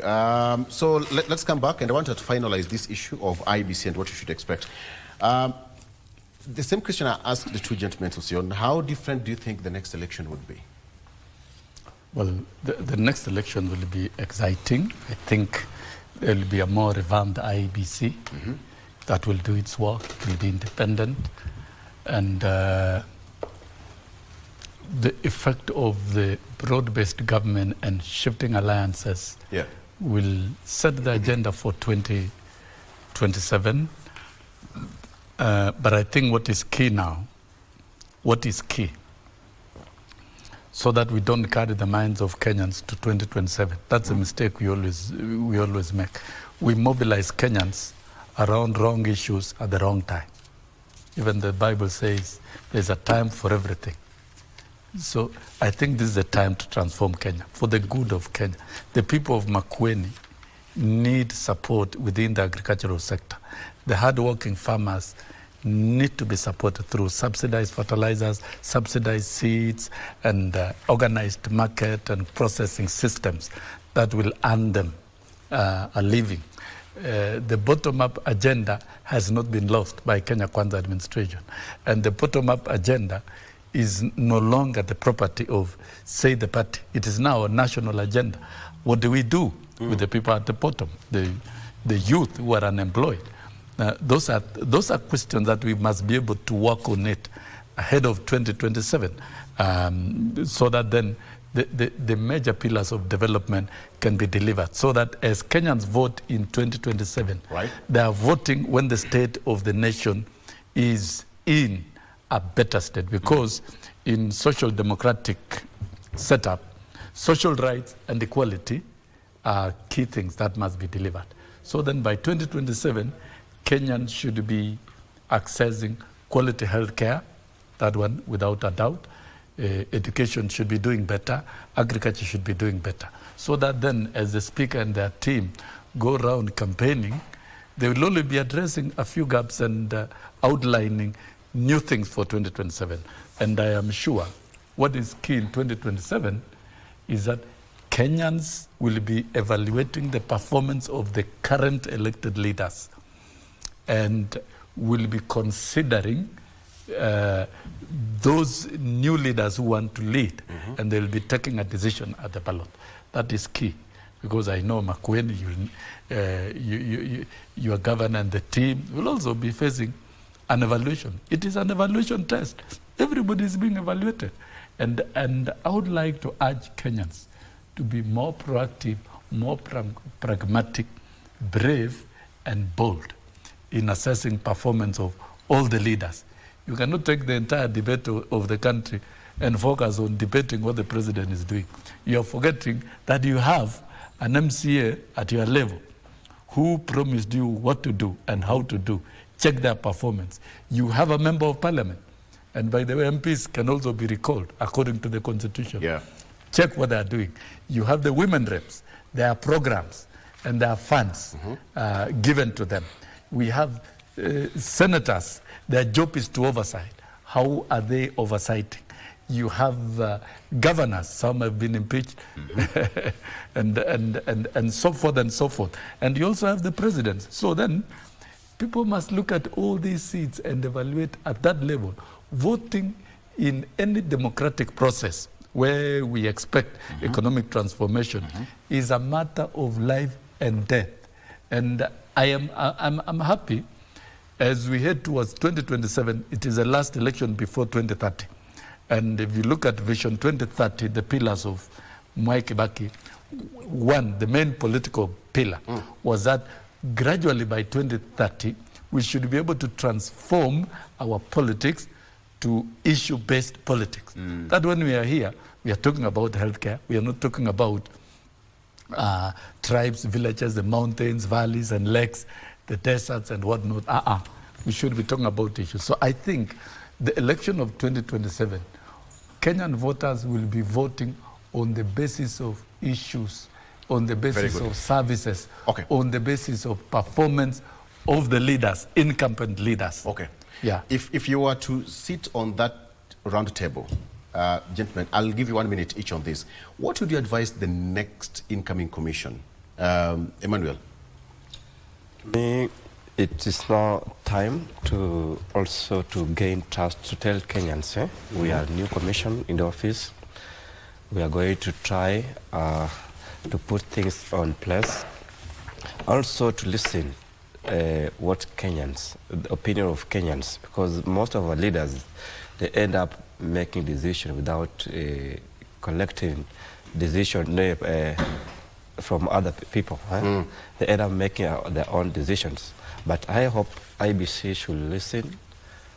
They should highlight the areas that Kenyans feel they are not comfortable, they have problems, and then try to solve those problems, so that Kenyans, they can say, now this is the new regime we can trust. But I hope it will be time for change, and they'll do a good job. Okay. Because they have seen what has happened to the country. They'll try to perform best on their point. Speaker. Yes. Imagine sitting in that room. The new commission is in place, and what should you advise them? Firstly, that election is not an event. Elections is the basis upon which a country is governed in the next 5 or 10 years, depending on election cycle.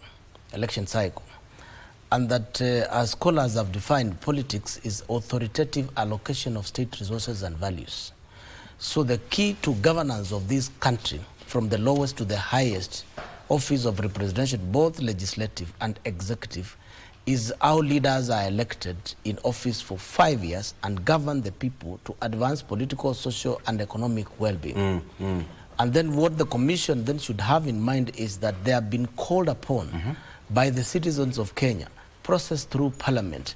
They will take an oath after an appointment by the president to process an election, and it is out of that election that the welfare, political, social, and economic of the people will be governed. And therefore it's not a question of an outcome of a process. It is the confidence in the process. What is exactly talked about? Yes, the confidence? and therefore we are battling a challenge where for the last few terms, 3 of them, sections of society and this country have expressed displeasure on the outcome of the results. And therefore that is one of the challenges that the incoming IEBC must work on, knowing that it's going to face a stiff rebellion against the existence and importance of IBC, because for a period of 3 terms, the outcomes in terms of all of us going to Supreme Court, people demonstrating, agreeing, disagreeing, including when the president was in Pentagon, that time in year 2007, is the same result against the President Kibaki's election and so forth. And therefore, that confidence is the first investment that has to do. It's one thing to be a father. It's a different thing to be a dad. A father is just a biological. But to be a dad, there are responsibilities that you must attract and develop trust in your family, so that then you come up as a titular head of that family and trusted. That's a big challenge that IBC has to do. Otherwise, we would have sourced for professionals or hired government to government from America, from other countries, from South Africa.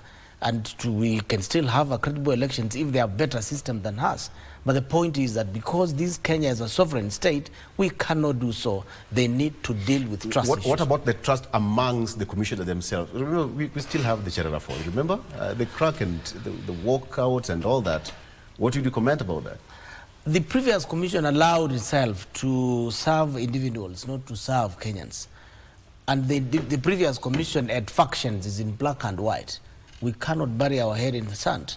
And that's why I'm saying that they forgot to understand their mandate. It is determining an election on how this country is going to be governed in the next 5 years, irrespective of the dividend, but the trust that comes with it, so that whoever loses and whoever wins, all of them have accepted and moving on. So it's not just an event. Thank you. You know when a teacher raises up his hand, yes. That is the most important statement he has made. Yes, that when commissioners are partisan and they are serving interest of others outside the commission, it ceases to be an effective commission.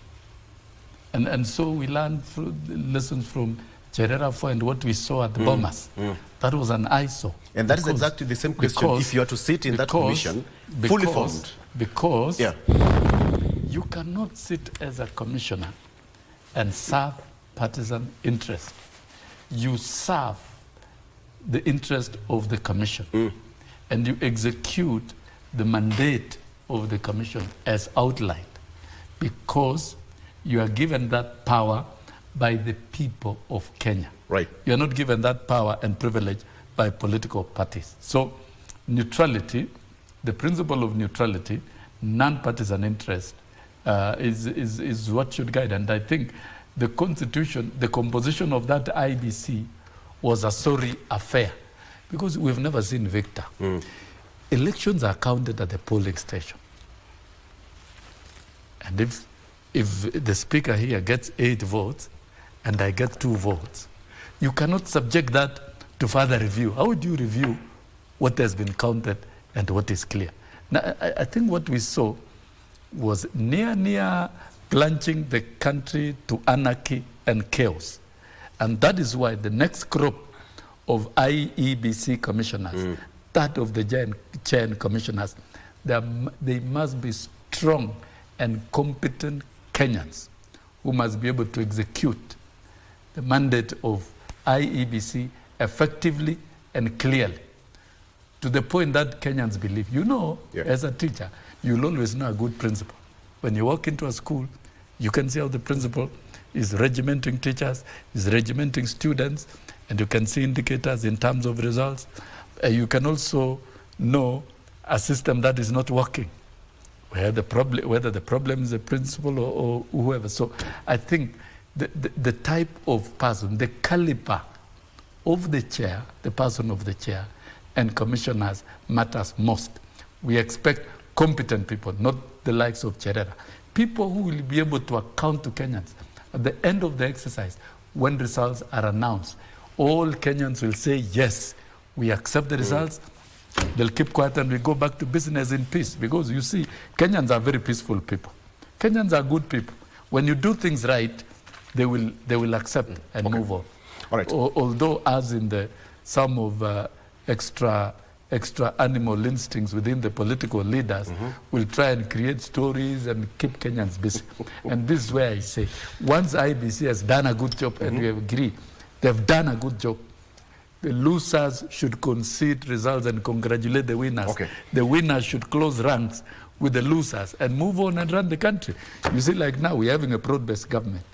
assuming there was that acceptance and agreement in the beginning, and then now move to the next thing. Can we have a broad-based government? Some of the things we are having are afterthoughts, which could have been done even at that time. I want us and you see, we lose out by not doing things at the right time and in the right manner. Let's get to the next topic, because I have very few minutes remaining. Now, talk of the broad-based government. We've seen a lot of movements in the past few days, a lot of movements between Honorable Raila Odinga and the president. That handshake was something in Mombasa. Raila came all the way from Dubai to Mombasa, then from there to Kisumu, and yesterday he had a series of meetings in Kisumu. And the president in his speech said that, yes, I accept the election period is behind us, and yes, I have accepted that we should form a government that unites all Kenyans. And here we are, President Ruto to give Raila more CS positions, PSS slots as new alliance plotted. You see, you in the media, you are speculating exactly what is going to happen. But two events. Quickly. Three. The president, during his swearing in, he said, I'll work with all leaders and all Kenyans. Is that speculation? That is a good message. Is that speculation from the media? That is a fact that worked. All right. No, these ones of Raila will be given this and that, those are speculations. And what has not happened, those are speculations. But that is a statement of the president. Two, at KICC, when with Raila Odinga, Kalonzo, and the rest of the leaders, the president himself, in their presence, pronounced and said, we are going to form a broad-based government. That is the first time he said, yes, he's going to invite all Kenyans. And the third, in Mombasa, he has not talked about broad-based. He has talked about a government of national unity. I think if what you are reporting is right. There is nothing wrong in political evolutions and system, and where you have to bargain and strike compromises and balances so that there is equity and there is no exclusion. The problem we have in this country is deliberate exclusion of people. And you know, a government is like heaven. There is a verse in the Bible which says, there is room enough for all of you in my Father's house. So a government is like my Father's house. It is possible to accommodate everyone. And so when people create situations where they can negotiate and we find ways of working like we've seen in the cabinet. There are already 5 cabinet members what do you think? There are already 5 cabinet members from ODM holding critical positions and they are working. Thank you. And you can see, you can feel what they are doing. So if the next frontier will be a broader arrangement and even signing proper agreements between the parties or forming of a coalition, rearranging government for the good of Kenyans. Raila Odinga is consulting his team. We don't know, I'm not privy to the details of their engagements, but I believe let me get meeting in Mombasa, Victor, allow me, meeting in Mombasa was an important reunion after Addis. We still have some time. Yeah. Thank you. Let me get from Emmanuel.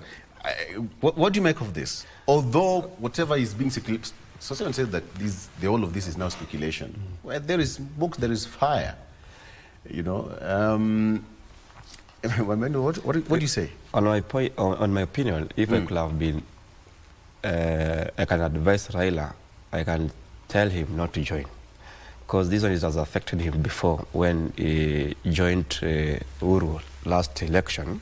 We saw the result of it. And then I don't agree when people say uniting country is by offering Raila's or handshake or give him some positions. I don't agree that. I think, on my opinion, to unite Kenyans is to make sure youth have jobs. Youth, they get adequate education. Getting resources to start their own business. That's how all Kenyans will feel comfortable united in our government. But giving few people PS, I don't know, positions, that also makes, or they don't, I don't see the point to say that we are uniting Kenya by giving some, let's say I'm giving Kalonzo Musyoka's some positions. That also makes now you are uniting all the country.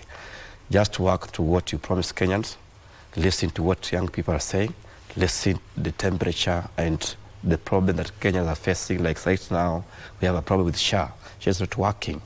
Can we follow up? What can we do? so that all our people, they can get resources that are required. Yeah?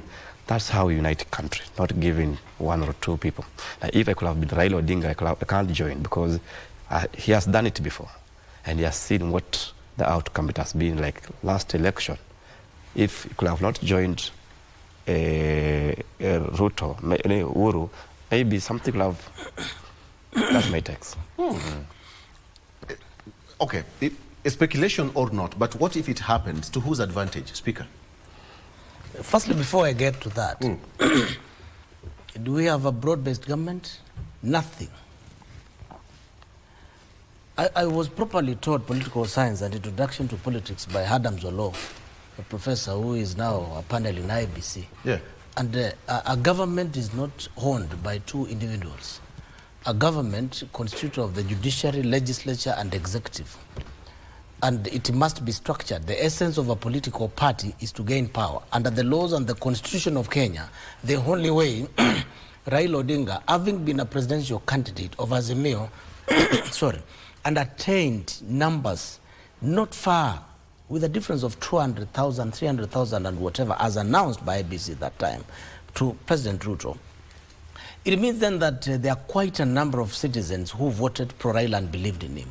It is not up to him to make a decision on his own to declare a broad-based government, because there is representation from the MCA to governor, women rep in parliament. And therefore, what is happening now, there is nothing in our constitution referred to as a broad-based government. That is a clandestine. It's personal arrangement on executive and sharing opportunities and fruits within the executive arm of the government. If indeed there was to be a broad-based government, what would be the arrangement under the constitution? Is that ODM or other political parties who find it necessary, including the leader of Kenya Kwanza Coalition, reaching out to political parties and leaders of other political parties, and those political parties will have caucuses on themselves and review their manifesto and see how to align and integrate their manifesto with the current administration, with a view of pulling the over 4-5 million voters who voted for them. That has not happened. Now, if you look at the arrangement in the parliament, is parliament an arm of the government? Yes. Is it part of the broad-based? No. Who is the leader of the minority party? The leader of the minority party is Junet Mohammed. Yes. So is he in the government? No. Under the constitution, is leading the opposition, is there to ensure that and ensure the executive has implemented the resolution, that the decision and their manifesto. Is he doing that? No. There's no way objectively he will question that, because his party leader has joined the executive. And remember, the party leader Raila Odinga had earlier on indicated that both Joho and other two, including Oparanya, had joined the government out of their own volition, and that was not party position. That has changed in less than about 2 to 3 months. And he's confidently says that we are considering working. And members of that political parties are indicating that we in ODM are in broad-based government. What is the Secretary General of ODM indicating? He has said, I will not work with the current administration much as I'm a Secretary General. Is there a broad-based government that the Secretary General for ODM doesn't know? The answer is no. When they will want to have a broad-based government, the President will reach out to political parties. ODM must conduct a delegate conference, is National Executive Committee, delegates ratification, and through the political parties' registration and the requisite law, they will sign a post-election coalition. So that then in this post-coalition agreement, then the cabinet secretary in respect to ODM or Azimio or another political party will be in this ratio, with a view of achieving the interests and aspirations as proclaimed by Azimio, that is Raila, or ODM, and resolving issues and problems affecting citizens, not rewarding deputy party leaders of a political party. So we do not have a broad-based government. The only way we can have it, and there is no such word in the constitution, is after it has been ratified and constitutionalized. Otherwise, what we have is an arrangement between two people sharing position and bread in executive arm of the government. I think, okay. Allow me to rebut while it's still fresh. Go ahead. Strike while it's hot. Don't apply theories of a political science class in a serious practical situation where things are moving so fast as it is now, Mr. Speaker, sir. The reality is coalitions is permissible in any democracy, any jurisdiction all over the world. And post-election negotiations are a normal thing. It's a common practice all over the world that you see ANC has not attained the majority that it deserves to form government. So it must invite another party. So pre-election and post-election is a reality. Now, when the president engaged the party leaders, Wiper was there, and he walked away. That is his choice, and I'm sure you are speaking for Wiper. Wiper have not come out to engage in the broad-based arrangement. Are you speaking for, Mr. Speaker, are you speaking for Yeah, Wiper? but ODM, listen, no, allow me. I'll get that clear. Mr. Speaker, are you speaking for Wiper? Now, the assumption, and it is important that I clear, I came here on invitation and I'm giving my perspective. And for purposes of clarity, what was happening at KICC was not inviting political leaders to discuss broad-based government. They were there to receive and hand over the NADCO report. Records are very clear. You can check with your archives. Simple as that. Now, and one of the byproducts is the broad-based arrangement, which was urgent and which has been implemented and which ODM has fully participated. And by the way, when you look at ODM, how many members of parliament they have? 85. It's a very serious political party. UDA, before we look at ANC, Ford, Kenya, and the others, and PA. UDA, how many members of parliament do they have? 145 plus 85. That is almost 2/3 of the House. Those are the most serious populist political parties. And so when they engage in an arrangement of coming together, it's a volition. It's a democratic right. You choose. Nobody is being forced. And if it is working, then it is right. We can see the indicators. In the backyards of ODM, the leaders are very passionate about full implementation of the broad-based arrangement. And Raila Odinga has said he is consulting across Kenya on this agenda of broad-based. And if, though it may be too late in the day, if the Wiper can be part of it, nobody is going to be excluded.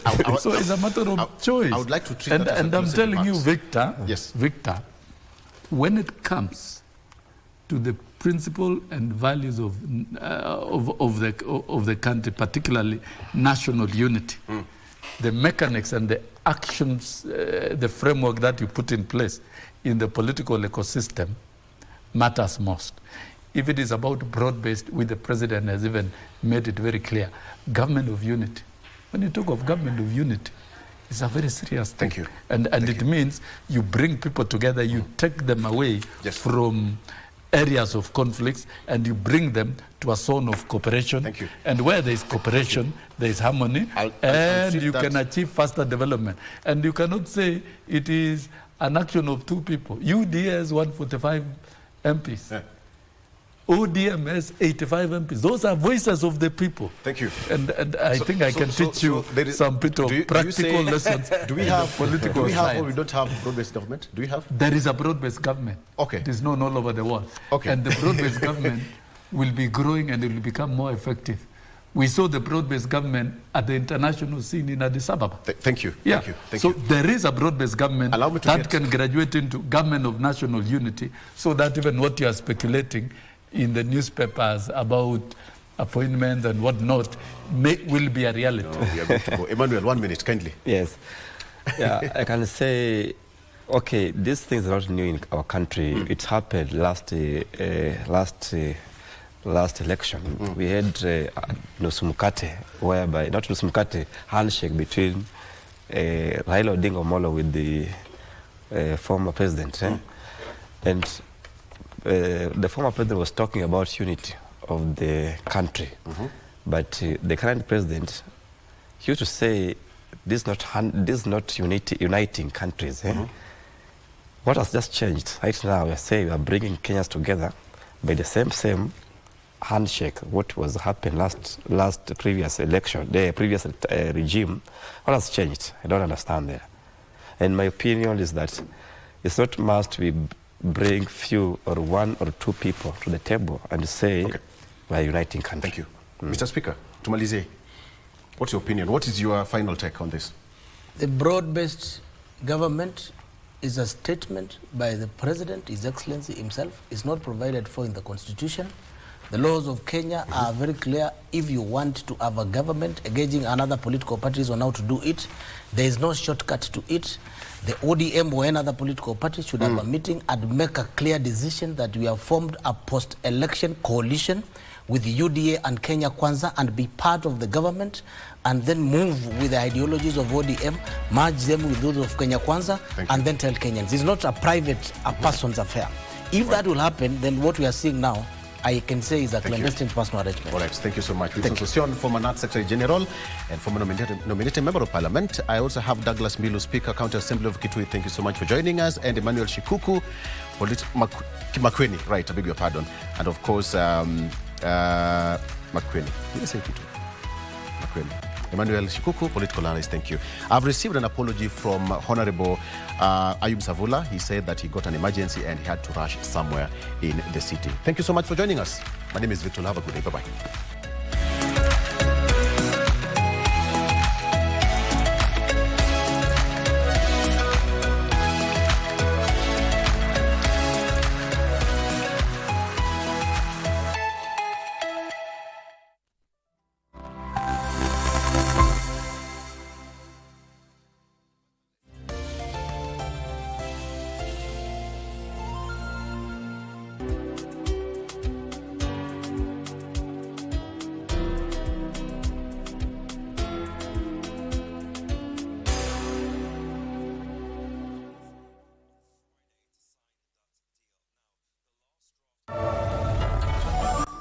He fell in love with Director John?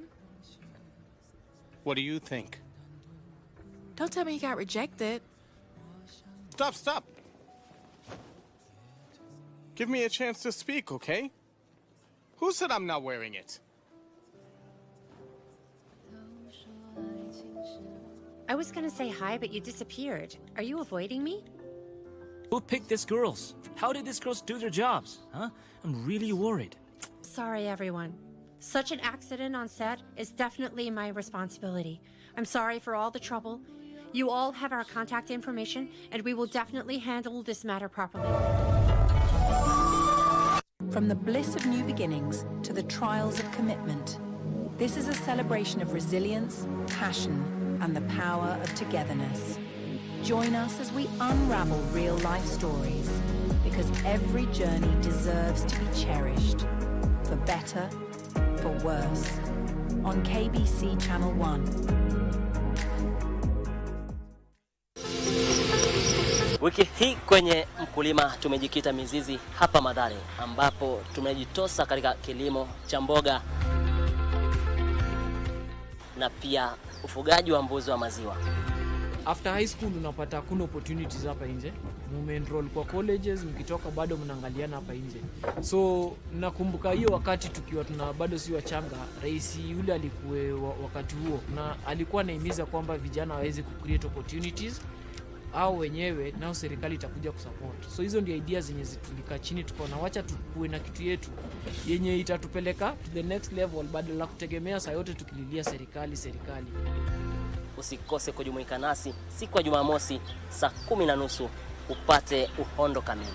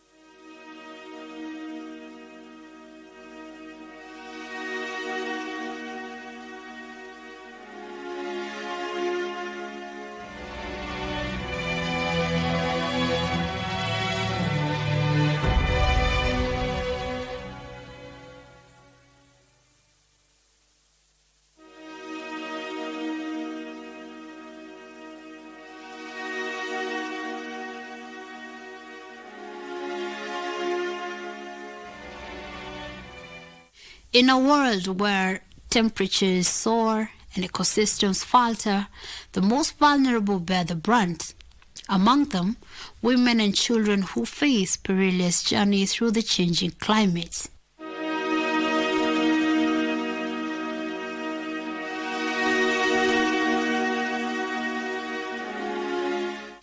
The main cause of climate change is burning fossil fuels such as coal, oil, and gas to produce energy, along with other human activities like cutting down forests and farming.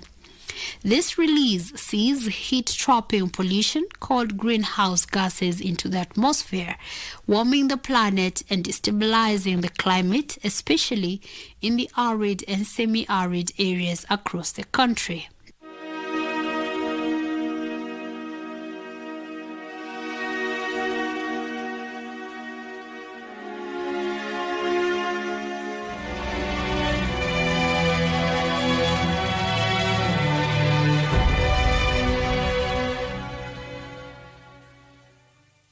The climate change in these areas has significant impacts on both women and children, and some of the effects in children include health risks such as severe droughts, floods, and air pollution, which expose children to malnutrition and diseases.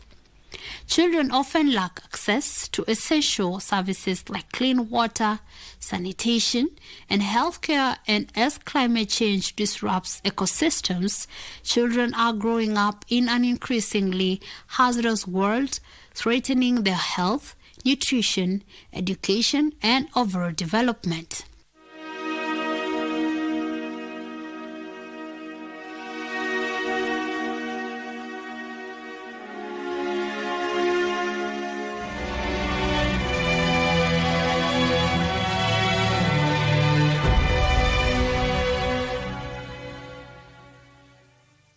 Inconsistency in climate change has also resulted to major setbacks when it comes to women. For instance, health vulnerability, where pregnant women face extreme catastrophes like exacerbating risks related to maternal and child health. Severe climate changes also affect women's menstrual cycle, which may lead to stress and health concerns.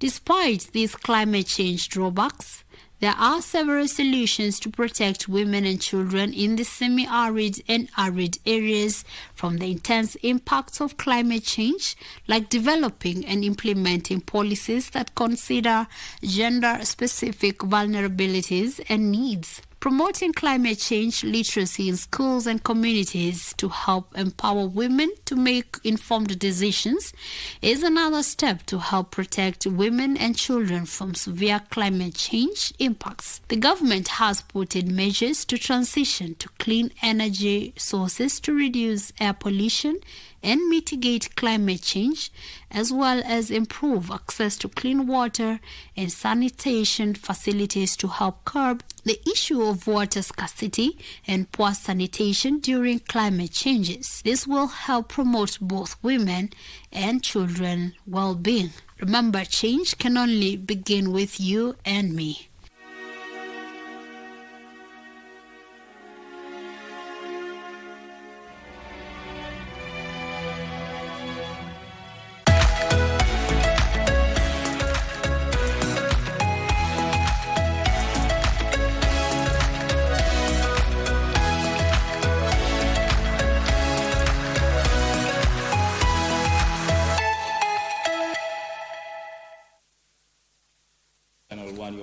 Good morning, Kenya. This is The Viewpoint. My name is Mike Migwi. Now we talk about devolution progress under the state of Kenya County Workers Union. And in studio, I'm joined by Kevin Owango, who is the Chief Administrative Officer at the Kenya County Workers Union. Welcome to the program.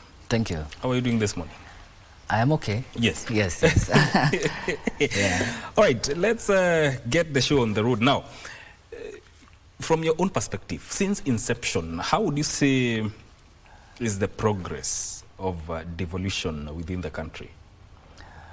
I think so far so good, but we could have done better. That is my take. And we feel as county government workers that we should be at a very higher level than where we are right now.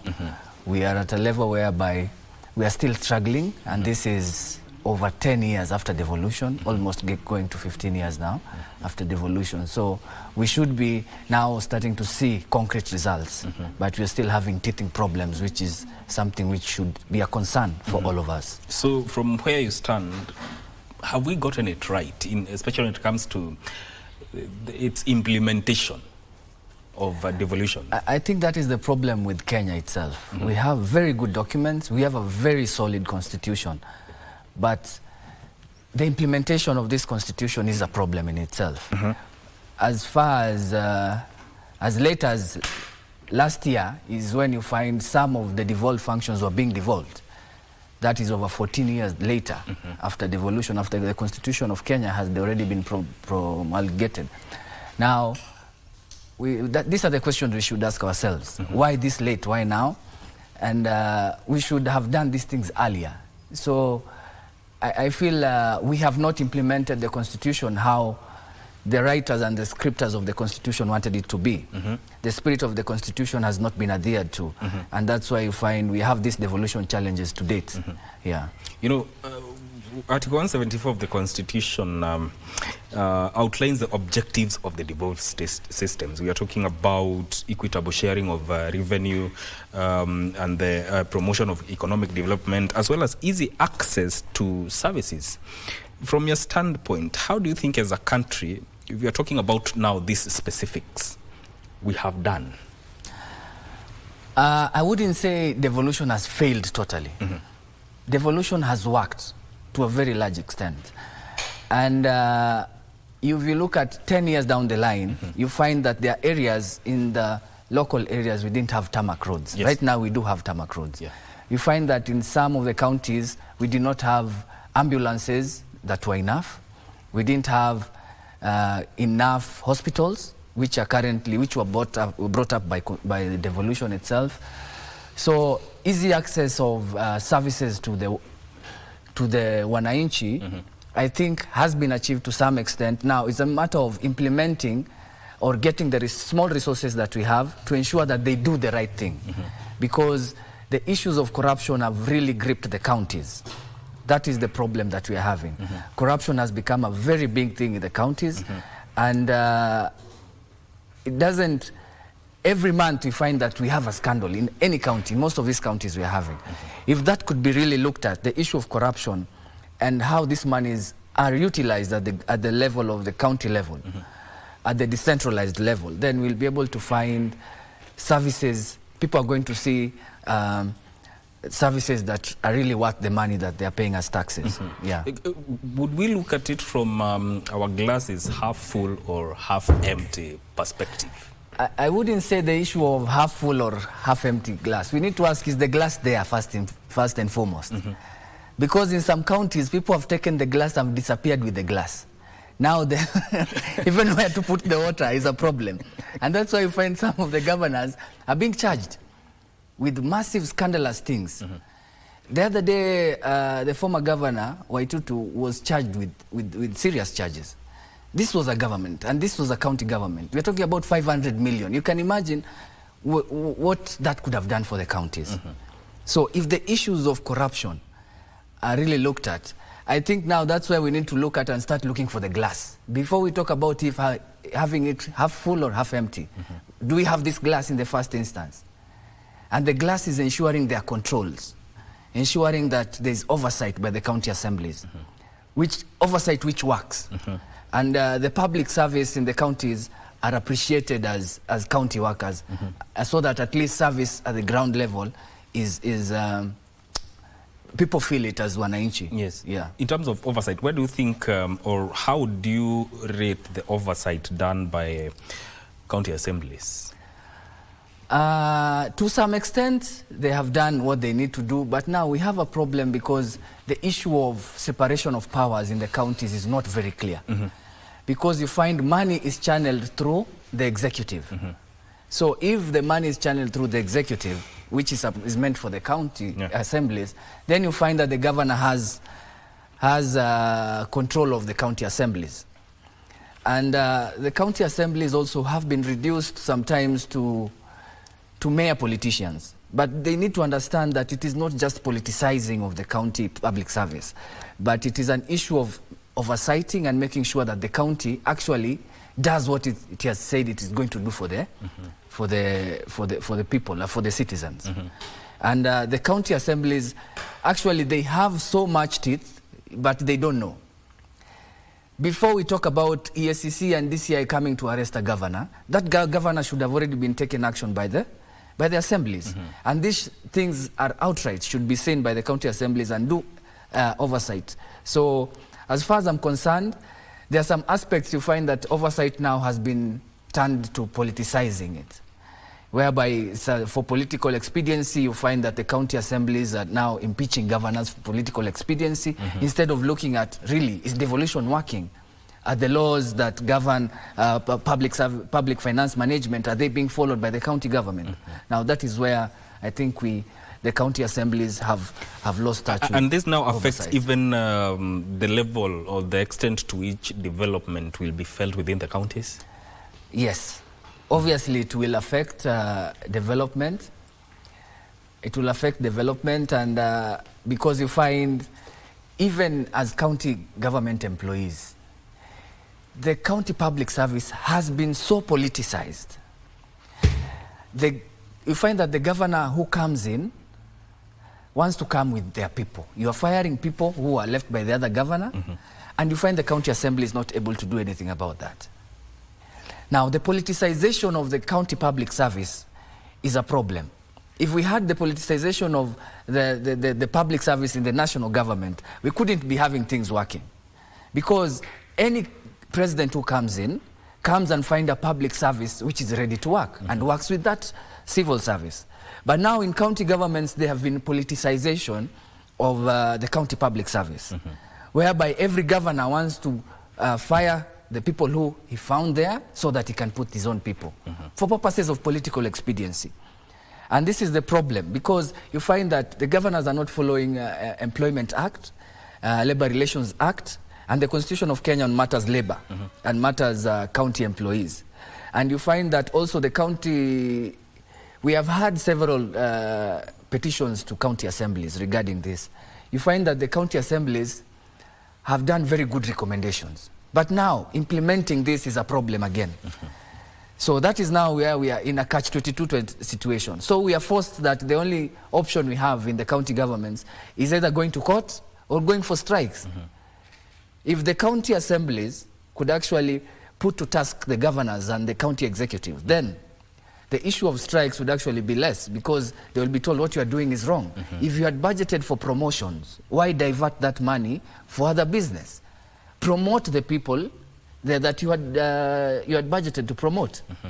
This is the issues that actually you find are actually still a problem in the current devolution dispensation. There is that a lack of goodwill, if you would, in terms of implementing these recommendations that you are talking about. Now, from where you stand, what has been the major challenge that limits the full realization of the potential that devolution possesses within the country? For me, the major challenge would be, first, there is some form of lack of appreciation of the county government workers. If in the whole public service in the nation, you find that national government workers or the civil service, the mainstream civil service who are in the national government, are paid by 25th. And the same money which comes from the national treasury is what is supposed to pay the county government workers. Why would a county government worker wait for 6 months to be paid? And this money comes from the same kitty. So you find devolution is being hindered because of some of these things. Because you cannot have an employee supposed to execute services to the citizens and has not been paid for 3 months or 4 months. And another person in the national government has already been paid. So there is a lot of mismanagement in the issues of human resources in the county public service. And this is the problem which is majorly causing the delay in realization of the full potential of devolution. So the issue of making sure employees of the county government are taken as public servants of government. Because if you find that a public servant of a county government is not paid on time, then it is going to be very hard for them to deliver services. And this money, mark you, they come from the same kitty. All of them, they come from the equitable share, the taxes that the Kenyans pay. So what rationale would there be for people from the national government to be paid on time, and from the county governments to delay for 3-4 months? We have a recent case like Kajiado County. They have not been paid for 2 months. How do you expect them to work? This is January. You remember January has just ended and 2 months have gone. People are supposed to take their children to school fees and all that. Other counties also have still not paid some of their salaries. So it is something which I think should be looked at keenly and prioritize the issue of payment of salaries on time. Before even you talk about even the salary increase, pay on time. That would actually ensure that the county public service ensures that delivery of services are done. Yes. You know, issues of late revenue allocation have bedeviled devolution for quite some time. But then again, also counties are also supposed to raise money through own source revenue. Do you think there's a way this own source revenue can be enhanced to cater for such cases when there are delays? What should happen ideally is that the on-source revenue should be at least cater for some of the services, but it cannot cater for all of the services, because a county government is big. It is not like the former local authorities. You find that one municipal may be used to collect and get, but a county government is bigger. But there's also an aspect of mismanagement in the counties. On-source revenue can reach the target that they want, but the issue of mismanagement and corruption has been a problem. And the national government should look at incentivizing. They should give incentives to counties who actually meet the targets of the on-source revenue. If, for example, a county has said the on-source revenue we are targeting is 3 billion, and they hit that target, the national government should look at how they can incentivize and ensure that even the equitable share reaches on time for these counties, because they have met their target. And some other counties, like recently we saw Nairobi had even surpassed the target. You saw like Narok had surpassed the target. So you find that but they are not able to pay without the equitable share some of the recurrent expenditure. So if the national government can actually incentivize and ensure that once somebody collects, then I think it is going to ensure that the counties wake up. But also there's an issue of dependency theory. The counties have become so dependent on the equitable share that they have forgotten they can generate their own revenue. That is the other problem. They have become so dependent on the disbursement from the national treasury, forgetting that they can also collect their own revenue. So that is the other problem that we have. They have become so dependent on the national government that they have forgotten they also have hands. They can go and farm and get something out of it. How can this, if you're talking about own source revenue and making sure they meet target, how do you think counties should approach this and enhance their own collection? You know, enhancing their own collection. First things first. You know, they should ask themselves what used to happen in the local authorities. There's been so bad attitude towards the former local authorities. But mark you, these people never used to get any equitable share, but they used to meet their recurrent expenditures and their costs in those local authorities. Instead of reinventing the wheel, they should ask themselves what used to happen. These people used to pay themselves. They never used to get money from the national government. So these are the questions they should ask themselves, that what happened and how can we move forward, knowing that in previous local governments, there used to be a generation of income from the local government level. at the county government level, you find they're doing even poorer than before. So it means there's a problem. And I'm telling you, the problem is dependency. They feel that there is money coming from the national treasury instead of focusing on getting on-source revenue. But also the national government has a part to play in this.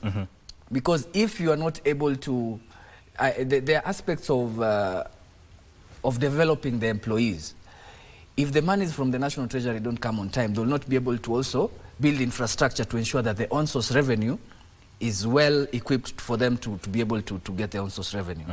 So these are some of the challenges which we have, but if the county governments are really serious, I think on-source revenue can cater for some of these recurrent expenditures as we wait for the national government. National allocation. Yeah. Now, speaking of county workers, describe to us the status of county workers today. The status of county workers today, I will tell you, it is in a bad state. Why? It is in a bad state. We have people like the ECD teachers, the early childhood teachers. Some of them are earning meager salaries. Some of them are earning less than even the minimum wage in some of these counties. Some of them have been put like casual workers. The ECD teachers are really suffering because of that. And the other people that you find are having a problem is that there are former local authority employees who had not gotten their increase for quite some years. For so many years, since 2012 was their last increase. To date, they have not gotten any increase. And you find that there are three categories of staff in the county governments. You find the people who are devolved, there is the local authority employees, and the people who are being currently employed by the county public service. Now, these three categories of employees, all of them are being paid their own different salaries. How do you expect that public service to work? Now, these are some of the problems you're having. And you find that sometimes even there's, within the county public service itself, there's discrimination of employees. You find that, for example, ECD teachers are not being taken as county employees. Despite Schedule 4 of the Constitution says pre-primary education is a function of the county government. ECD is devolved. ECD is a devolved function of the county government. And you find that sometimes in some of the counties, ECDs are taken as not as employees, which is a very wrong attitude by the counties. And also the issues of former local authorities being taken as people who don't make sense, or people who are just from the moon. But they are the people who actually built these counties. You find like Nairobi City was Nairobi City Council. The same offices which were built by these former local authority people is the one you are saying these people are not performers. So there is an issue of discrimination. There is an issue of lack of fairness in the county public service. And that's why you find that every sector in the county public service is trying to agitate. And that's why you find there are so many strikes. These strikes are becoming too much. And we as trade unionists, it's not that we are happy on going on strike. It is the last resort because we are not getting heard.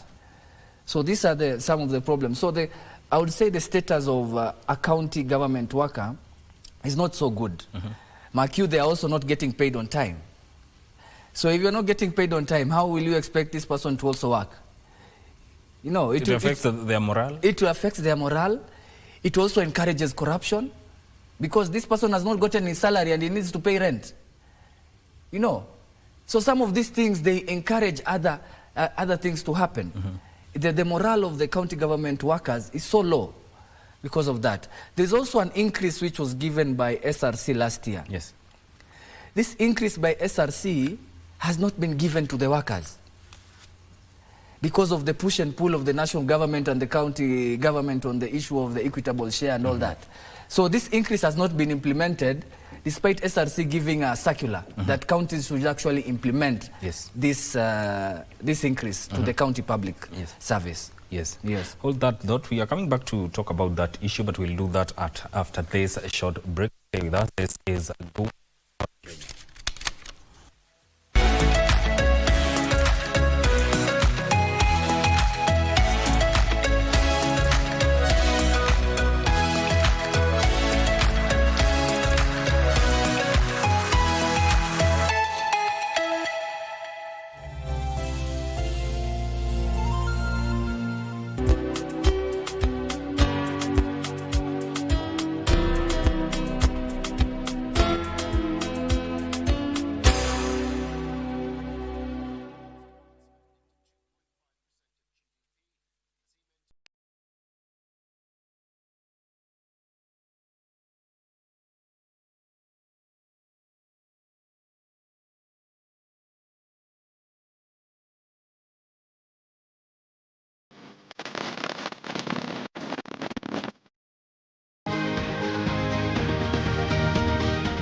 wellness is important in our daily lives, so that instead of just surviving, we should be thriving. Ways to prevent a stroke or heart attack is for you to know what conditions you have by regular checkup. People don't know they have hypertension. They don't know they have diabetes. I was pre-diabetic.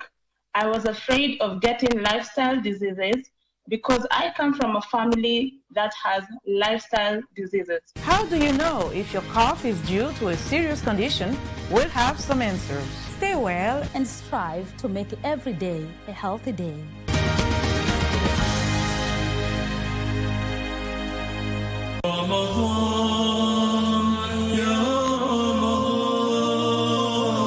Hali ambayo kwamba ni hali ambayo kwamba inabidi ufanye istighfari sana na kumwomba sana Allah subhanahu wa ta'ala na kukithirisha sana kuisoma Qur'ani, kwa sababu salafi salih bimaana masahaba na wanazuoni waliokuwa wema na hali ya Mtume sallam walikuwa wakimwomba Allah subhanahu wa ta'ala, masalafu wema waliotangulia miezi misita.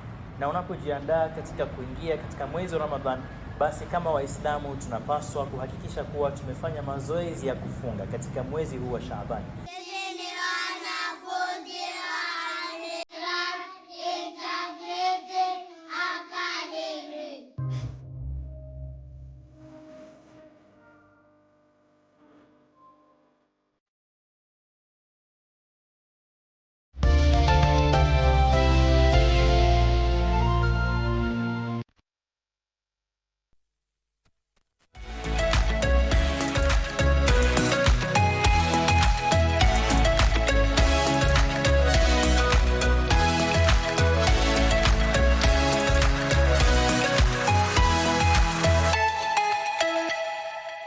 Right, welcome back. We are talking about devolution progress and the state of Kenya County Workers Union. And I'm speaking to Kevin Owango, who is the Chief Administrative Officer at the same union. We're talking about matters to do with the delayed salaries, and also there's also the issue of non-remittance of pension and other statutory deductions, lack of promotions. Those are some of the things that have come out in the recent past. And also there was a multi-agency committee that was formed to address this and among other issues. What was the outcome of that? Before even we talk about the outcome of the multi-agency, it's important for the public to know that when the National Treasury disburses salaries to county governments, they disburse gross salaries. Now what happens is that when these gross salaries hit the account of the county governments, they pay net salaries and they do not disburse the deductions to the required institutions, including pension. You find a county like Kajiado whereby you have over 14 months of unpaid pension, running to almost $1 billion. You know, how do you expect these people to go home when they retire? This is a problem which we are really having. And in most of the counties, instead of remitting the monies of pension to the pension schemes, they are busy diverting these monies to go and pay contractors. Money meant for payment of salaries. You know, so this is an aspect which I feel that is, we need to put more measures to ensure that before even the next disbursement is given to these county governments, they need to account on how they have spent the other one. Because if every month you find that gross salaries are being paid to the county governments, but they're actually not paying the gross salaries, they are paying net salaries, you find that their SACCO deductions are not being paid. These people have bank loans, their bank check-off systems are not being paid, where they are getting penalties. Some of them are being auctioned as we speak because of these non-payments by the county governments. The county governments committed themselves to the banks that will remit the monies deducted from this person's pay slip to the bank. But they don't do that. So the bank ends up coming after the employee. So this is an employee under distress. At the same time, their pension scheme is also now facing a very huge balance of over 60 billion outstanding dues that is owed by the county governments. And they're still building these debts. So this kind of humongous debts, we should actually stop the leakage and then now ask ourselves, what do we do about it? Because if we are not stopping the leakage in the first instance, it will continue. It will continue, and this is what this is some of the problems we are having. Now, on the issue of multi-agency, we are grateful. We wrote to the President regarding the issues of discrimination of county employees, the issues of promotions and stagnations, the issue of statutory deductions not being paid. So we wrote to the President. The President, through the head of public service, instructed the State Department Devolution to come up with a multi-agency technical committee, whereby as a union we're also part of the committee to look into these issues. Now the committee has come up with very good recommendations. Very good recommendations. These recommendations have been sent back to the head of public service. What are some of those recommendations? Some of these recommendations is looking at a mechanism of how all the county governments can come up with one collective bargaining agreement, so that at least there is uniformity across the board. That is one of the major wins we have had from that. There's also an issue of ensuring there is no stagnation for any cadre of employees. That is also something which is captured very well in the report. And SRC acknowledges as such in the report that actually they have been discriminating on some of the employees, especially former local authority employees. They had really stayed for long without payment of any increase. So in the report it comes out very clearly, and there are some implications which are financial in nature, and we had somebody from Treasury also in the committee. So when these recommendations, just to mention a few of them, were forwarded to the head of public service. The head of public service looked at them keenly and has now forwarded this document through the State Department Devolution to National Treasury to ensure that a fiscal analysis is done and a budgetary allocation put towards ensuring that this multi-agency technical report is actually carried out. So we are following up closely with the State Department Devolution and National Treasury to ensure that now this is now budgeted for, so that there's no excuse of there's no money. And actually the head of public service said that he noted that these recommendations had far-reaching fiscal, policy and legislative reform in the public service, not only in the county government but in the general public service. And actually if this report is to be implemented as is, then I think we'll be very far. I don't want to cast aspersions, but you know the Kenyan, we have very good reports. Now implementing, we'll now have to go for another strike to implement this. But now I believe it is with the keen eye of the President, because this process has been driven by the President. And actually this matter is now at the National Treasury, and we are following up. Before the next financial year, we should be having we should be hearing that there are some good things supposed to happen to the county government employees. Speaking of collective bargaining agreement, last year Mombasa County got into a collective bargaining agreement with your union. Are there other counties who adopted the same, and is it going to be a blanket? It was one of the recommendations, as you have said. So the best way, how will that enhance the welfare of county workers? Now, Mombasa is very unique, and we did a very good CBA. It was registered in court, and actually it has been implemented. So that is one of the wins we have had.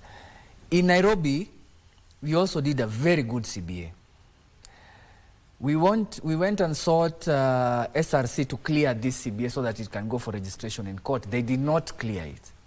So we went to court to force them to clear it. And the court stood with the workers. And the court said the Nairobi CBA should actually be signed. If this SRC does not give us a clearance, it should be signed and should be implemented and returned back to court for registration and be implemented. As we speak, we are supposed to actually sign this CBA today. Today we are supposed to sign this CBA of Nairobi County. We are still in talks with them, but we also want to sound a warning to the county government of Nairobi. Don't do any monkey business. Monkey business in the sense that today we have agreed this, you want to go and change goalposts. This is a warning shot to Nairobi County that if we don't sign this CBA, obviously it will force us to go back to the streets. Are these CBAs unique to counties, or they are just, is this the same as Mombasa one? No, it's unique to counties because counties have different levels of absorption of the financial shock.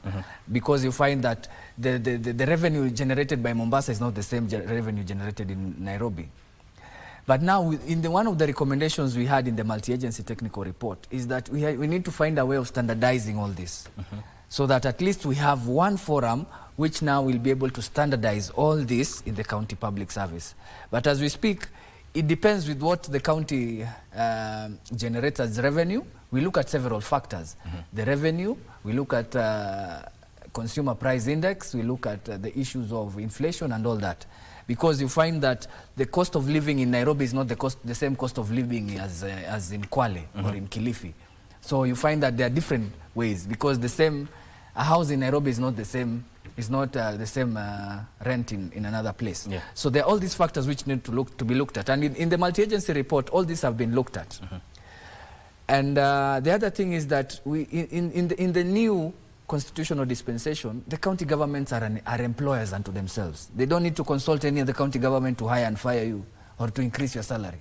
So this is one thing that the law has really, which now forces us to go county by county, because a county government is an employer unto itself. Although now we are in talks with the Council of Governors, we are in talks with the County Public Service National Consultative Forum, so that at least we have one body which we can now see and start talking about it. But before that comes to light, we need to deal with individual employers, who is Nairobi County. And Nairobi County needs to sign this CBA. All right. Yeah. Now, there was a suggestion about integrated payroll for county workers.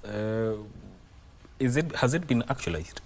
Yes, the integrated payroll has been actualized, although we have had some teething problems.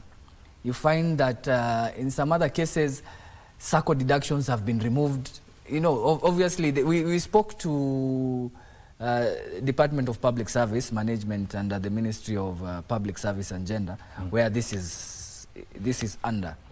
And they say that they are sorting it out. Although there are some small cases which have still remained, whereby you find that the taxation is quite high. We are wondering why. I don't know if it's the system or what is happening. You find that the taxation is quite high. You find that there are some other SACCO deductions are not being put in. You find there are some other deductions which have been removed.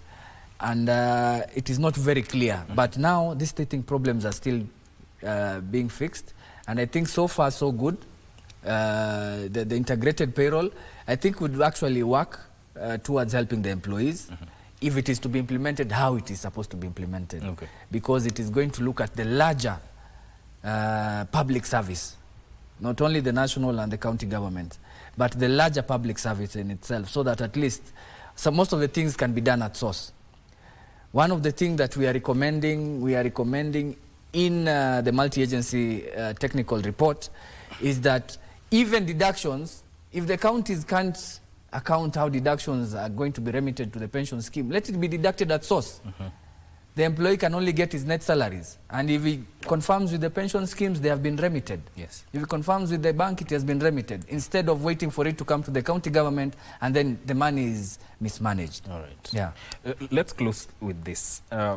What is the future of devolution in this country, and what is the future of county government workers? How does it look like?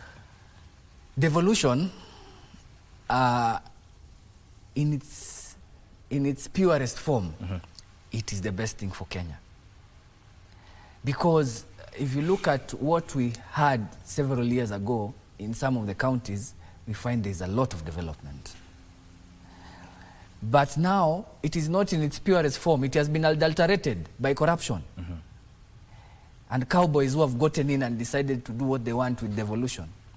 So if devolution itself is implemented as envisaged under the spirit of the Kenyan Constitution 2010, then I think we'll be having something to smile about, everybody, or every one of us. Yes. Now, devolution without the county government workers is not going to work. A public service that is not in high morale, is not feeling appreciated, is not going to do its best. The county public service needs to needs to be treated with all the dignity, all the respect, and there's been a lot of labeling with the county government workers. We are referred to as kanjo, we are referred to as, because we have to enforce some of these bylaws. If we don't enforce bylaws, you'll have Nairobi looking like a marketplace. But these laws have to be enforced. But these employees also need to be appreciated, and they need to be motivated. Motivating is to ensure that you pay them on time. Promotions need to be given to them when due.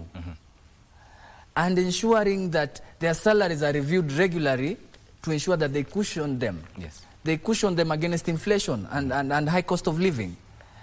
If I saw the other day SRC was recommending for the president and some of the judges to be cushioned against inflation. Every one of us is feeling the inflation, which is okay. We don't mind if the judges are also cushioned, because they also need to do what their financial obligations. But also, the county government workers need to be cushioned. They should not be earning peanuts and expect devolution, expect them to deliver on devolution promises, which have been given by the governors. And also ensuring that the county government should not look at unions as troublemakers. They should look at them as their helpers to ensure that the county public service is taken care of. Yes. And they should continue engaging the workers and ensuring that all that is due to them is given to them. Yes. Yes. Thank you for making time. And coming to talk about devolution progress and the state of Kenyan County Workers Union. That is Kevin Owango, who is the Chief Administrative Officer at the state at the Kenya County Workers Union, and this is where we end this conversation and the entire Good Morning Kenya. Thank you for tuning in on behalf of my colleagues. Thank you. Let's do this again tomorrow morning. My name is Mike. May we keep it KBC Channel 1.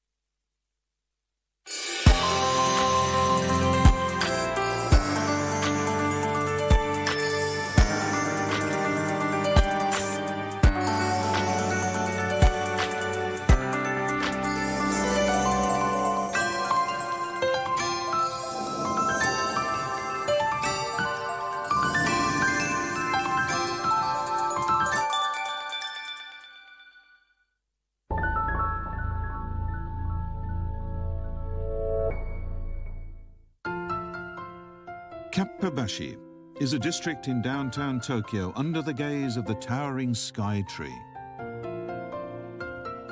It's famous for its many stores selling kitchen and cooking utensils. An 800-meter stretch of this road contains about 170 specialist stores.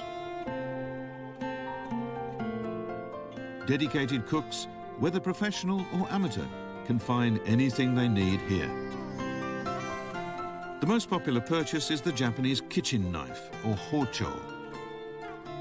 2 sentokus, which is the traditional knife in Japan, and the knives especially, I know that the craftsmanship is quite high. This store has been in business for 100 years.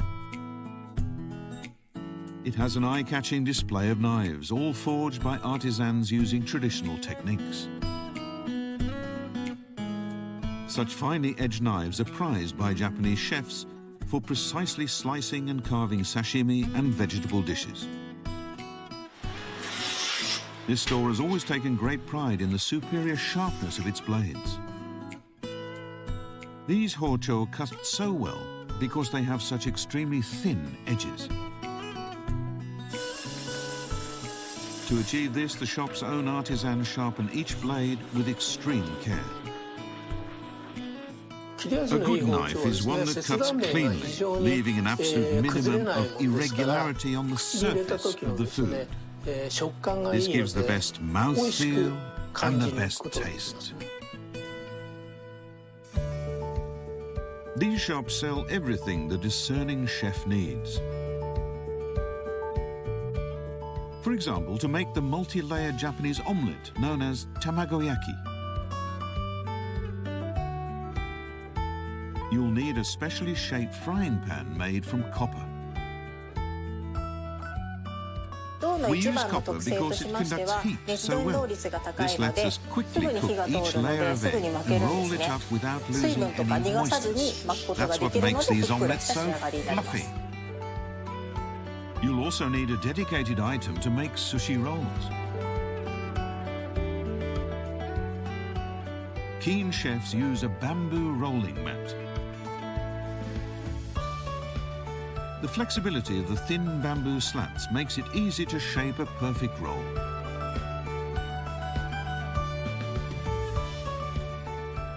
A mat is essential when making thick futomaki sushi rolls.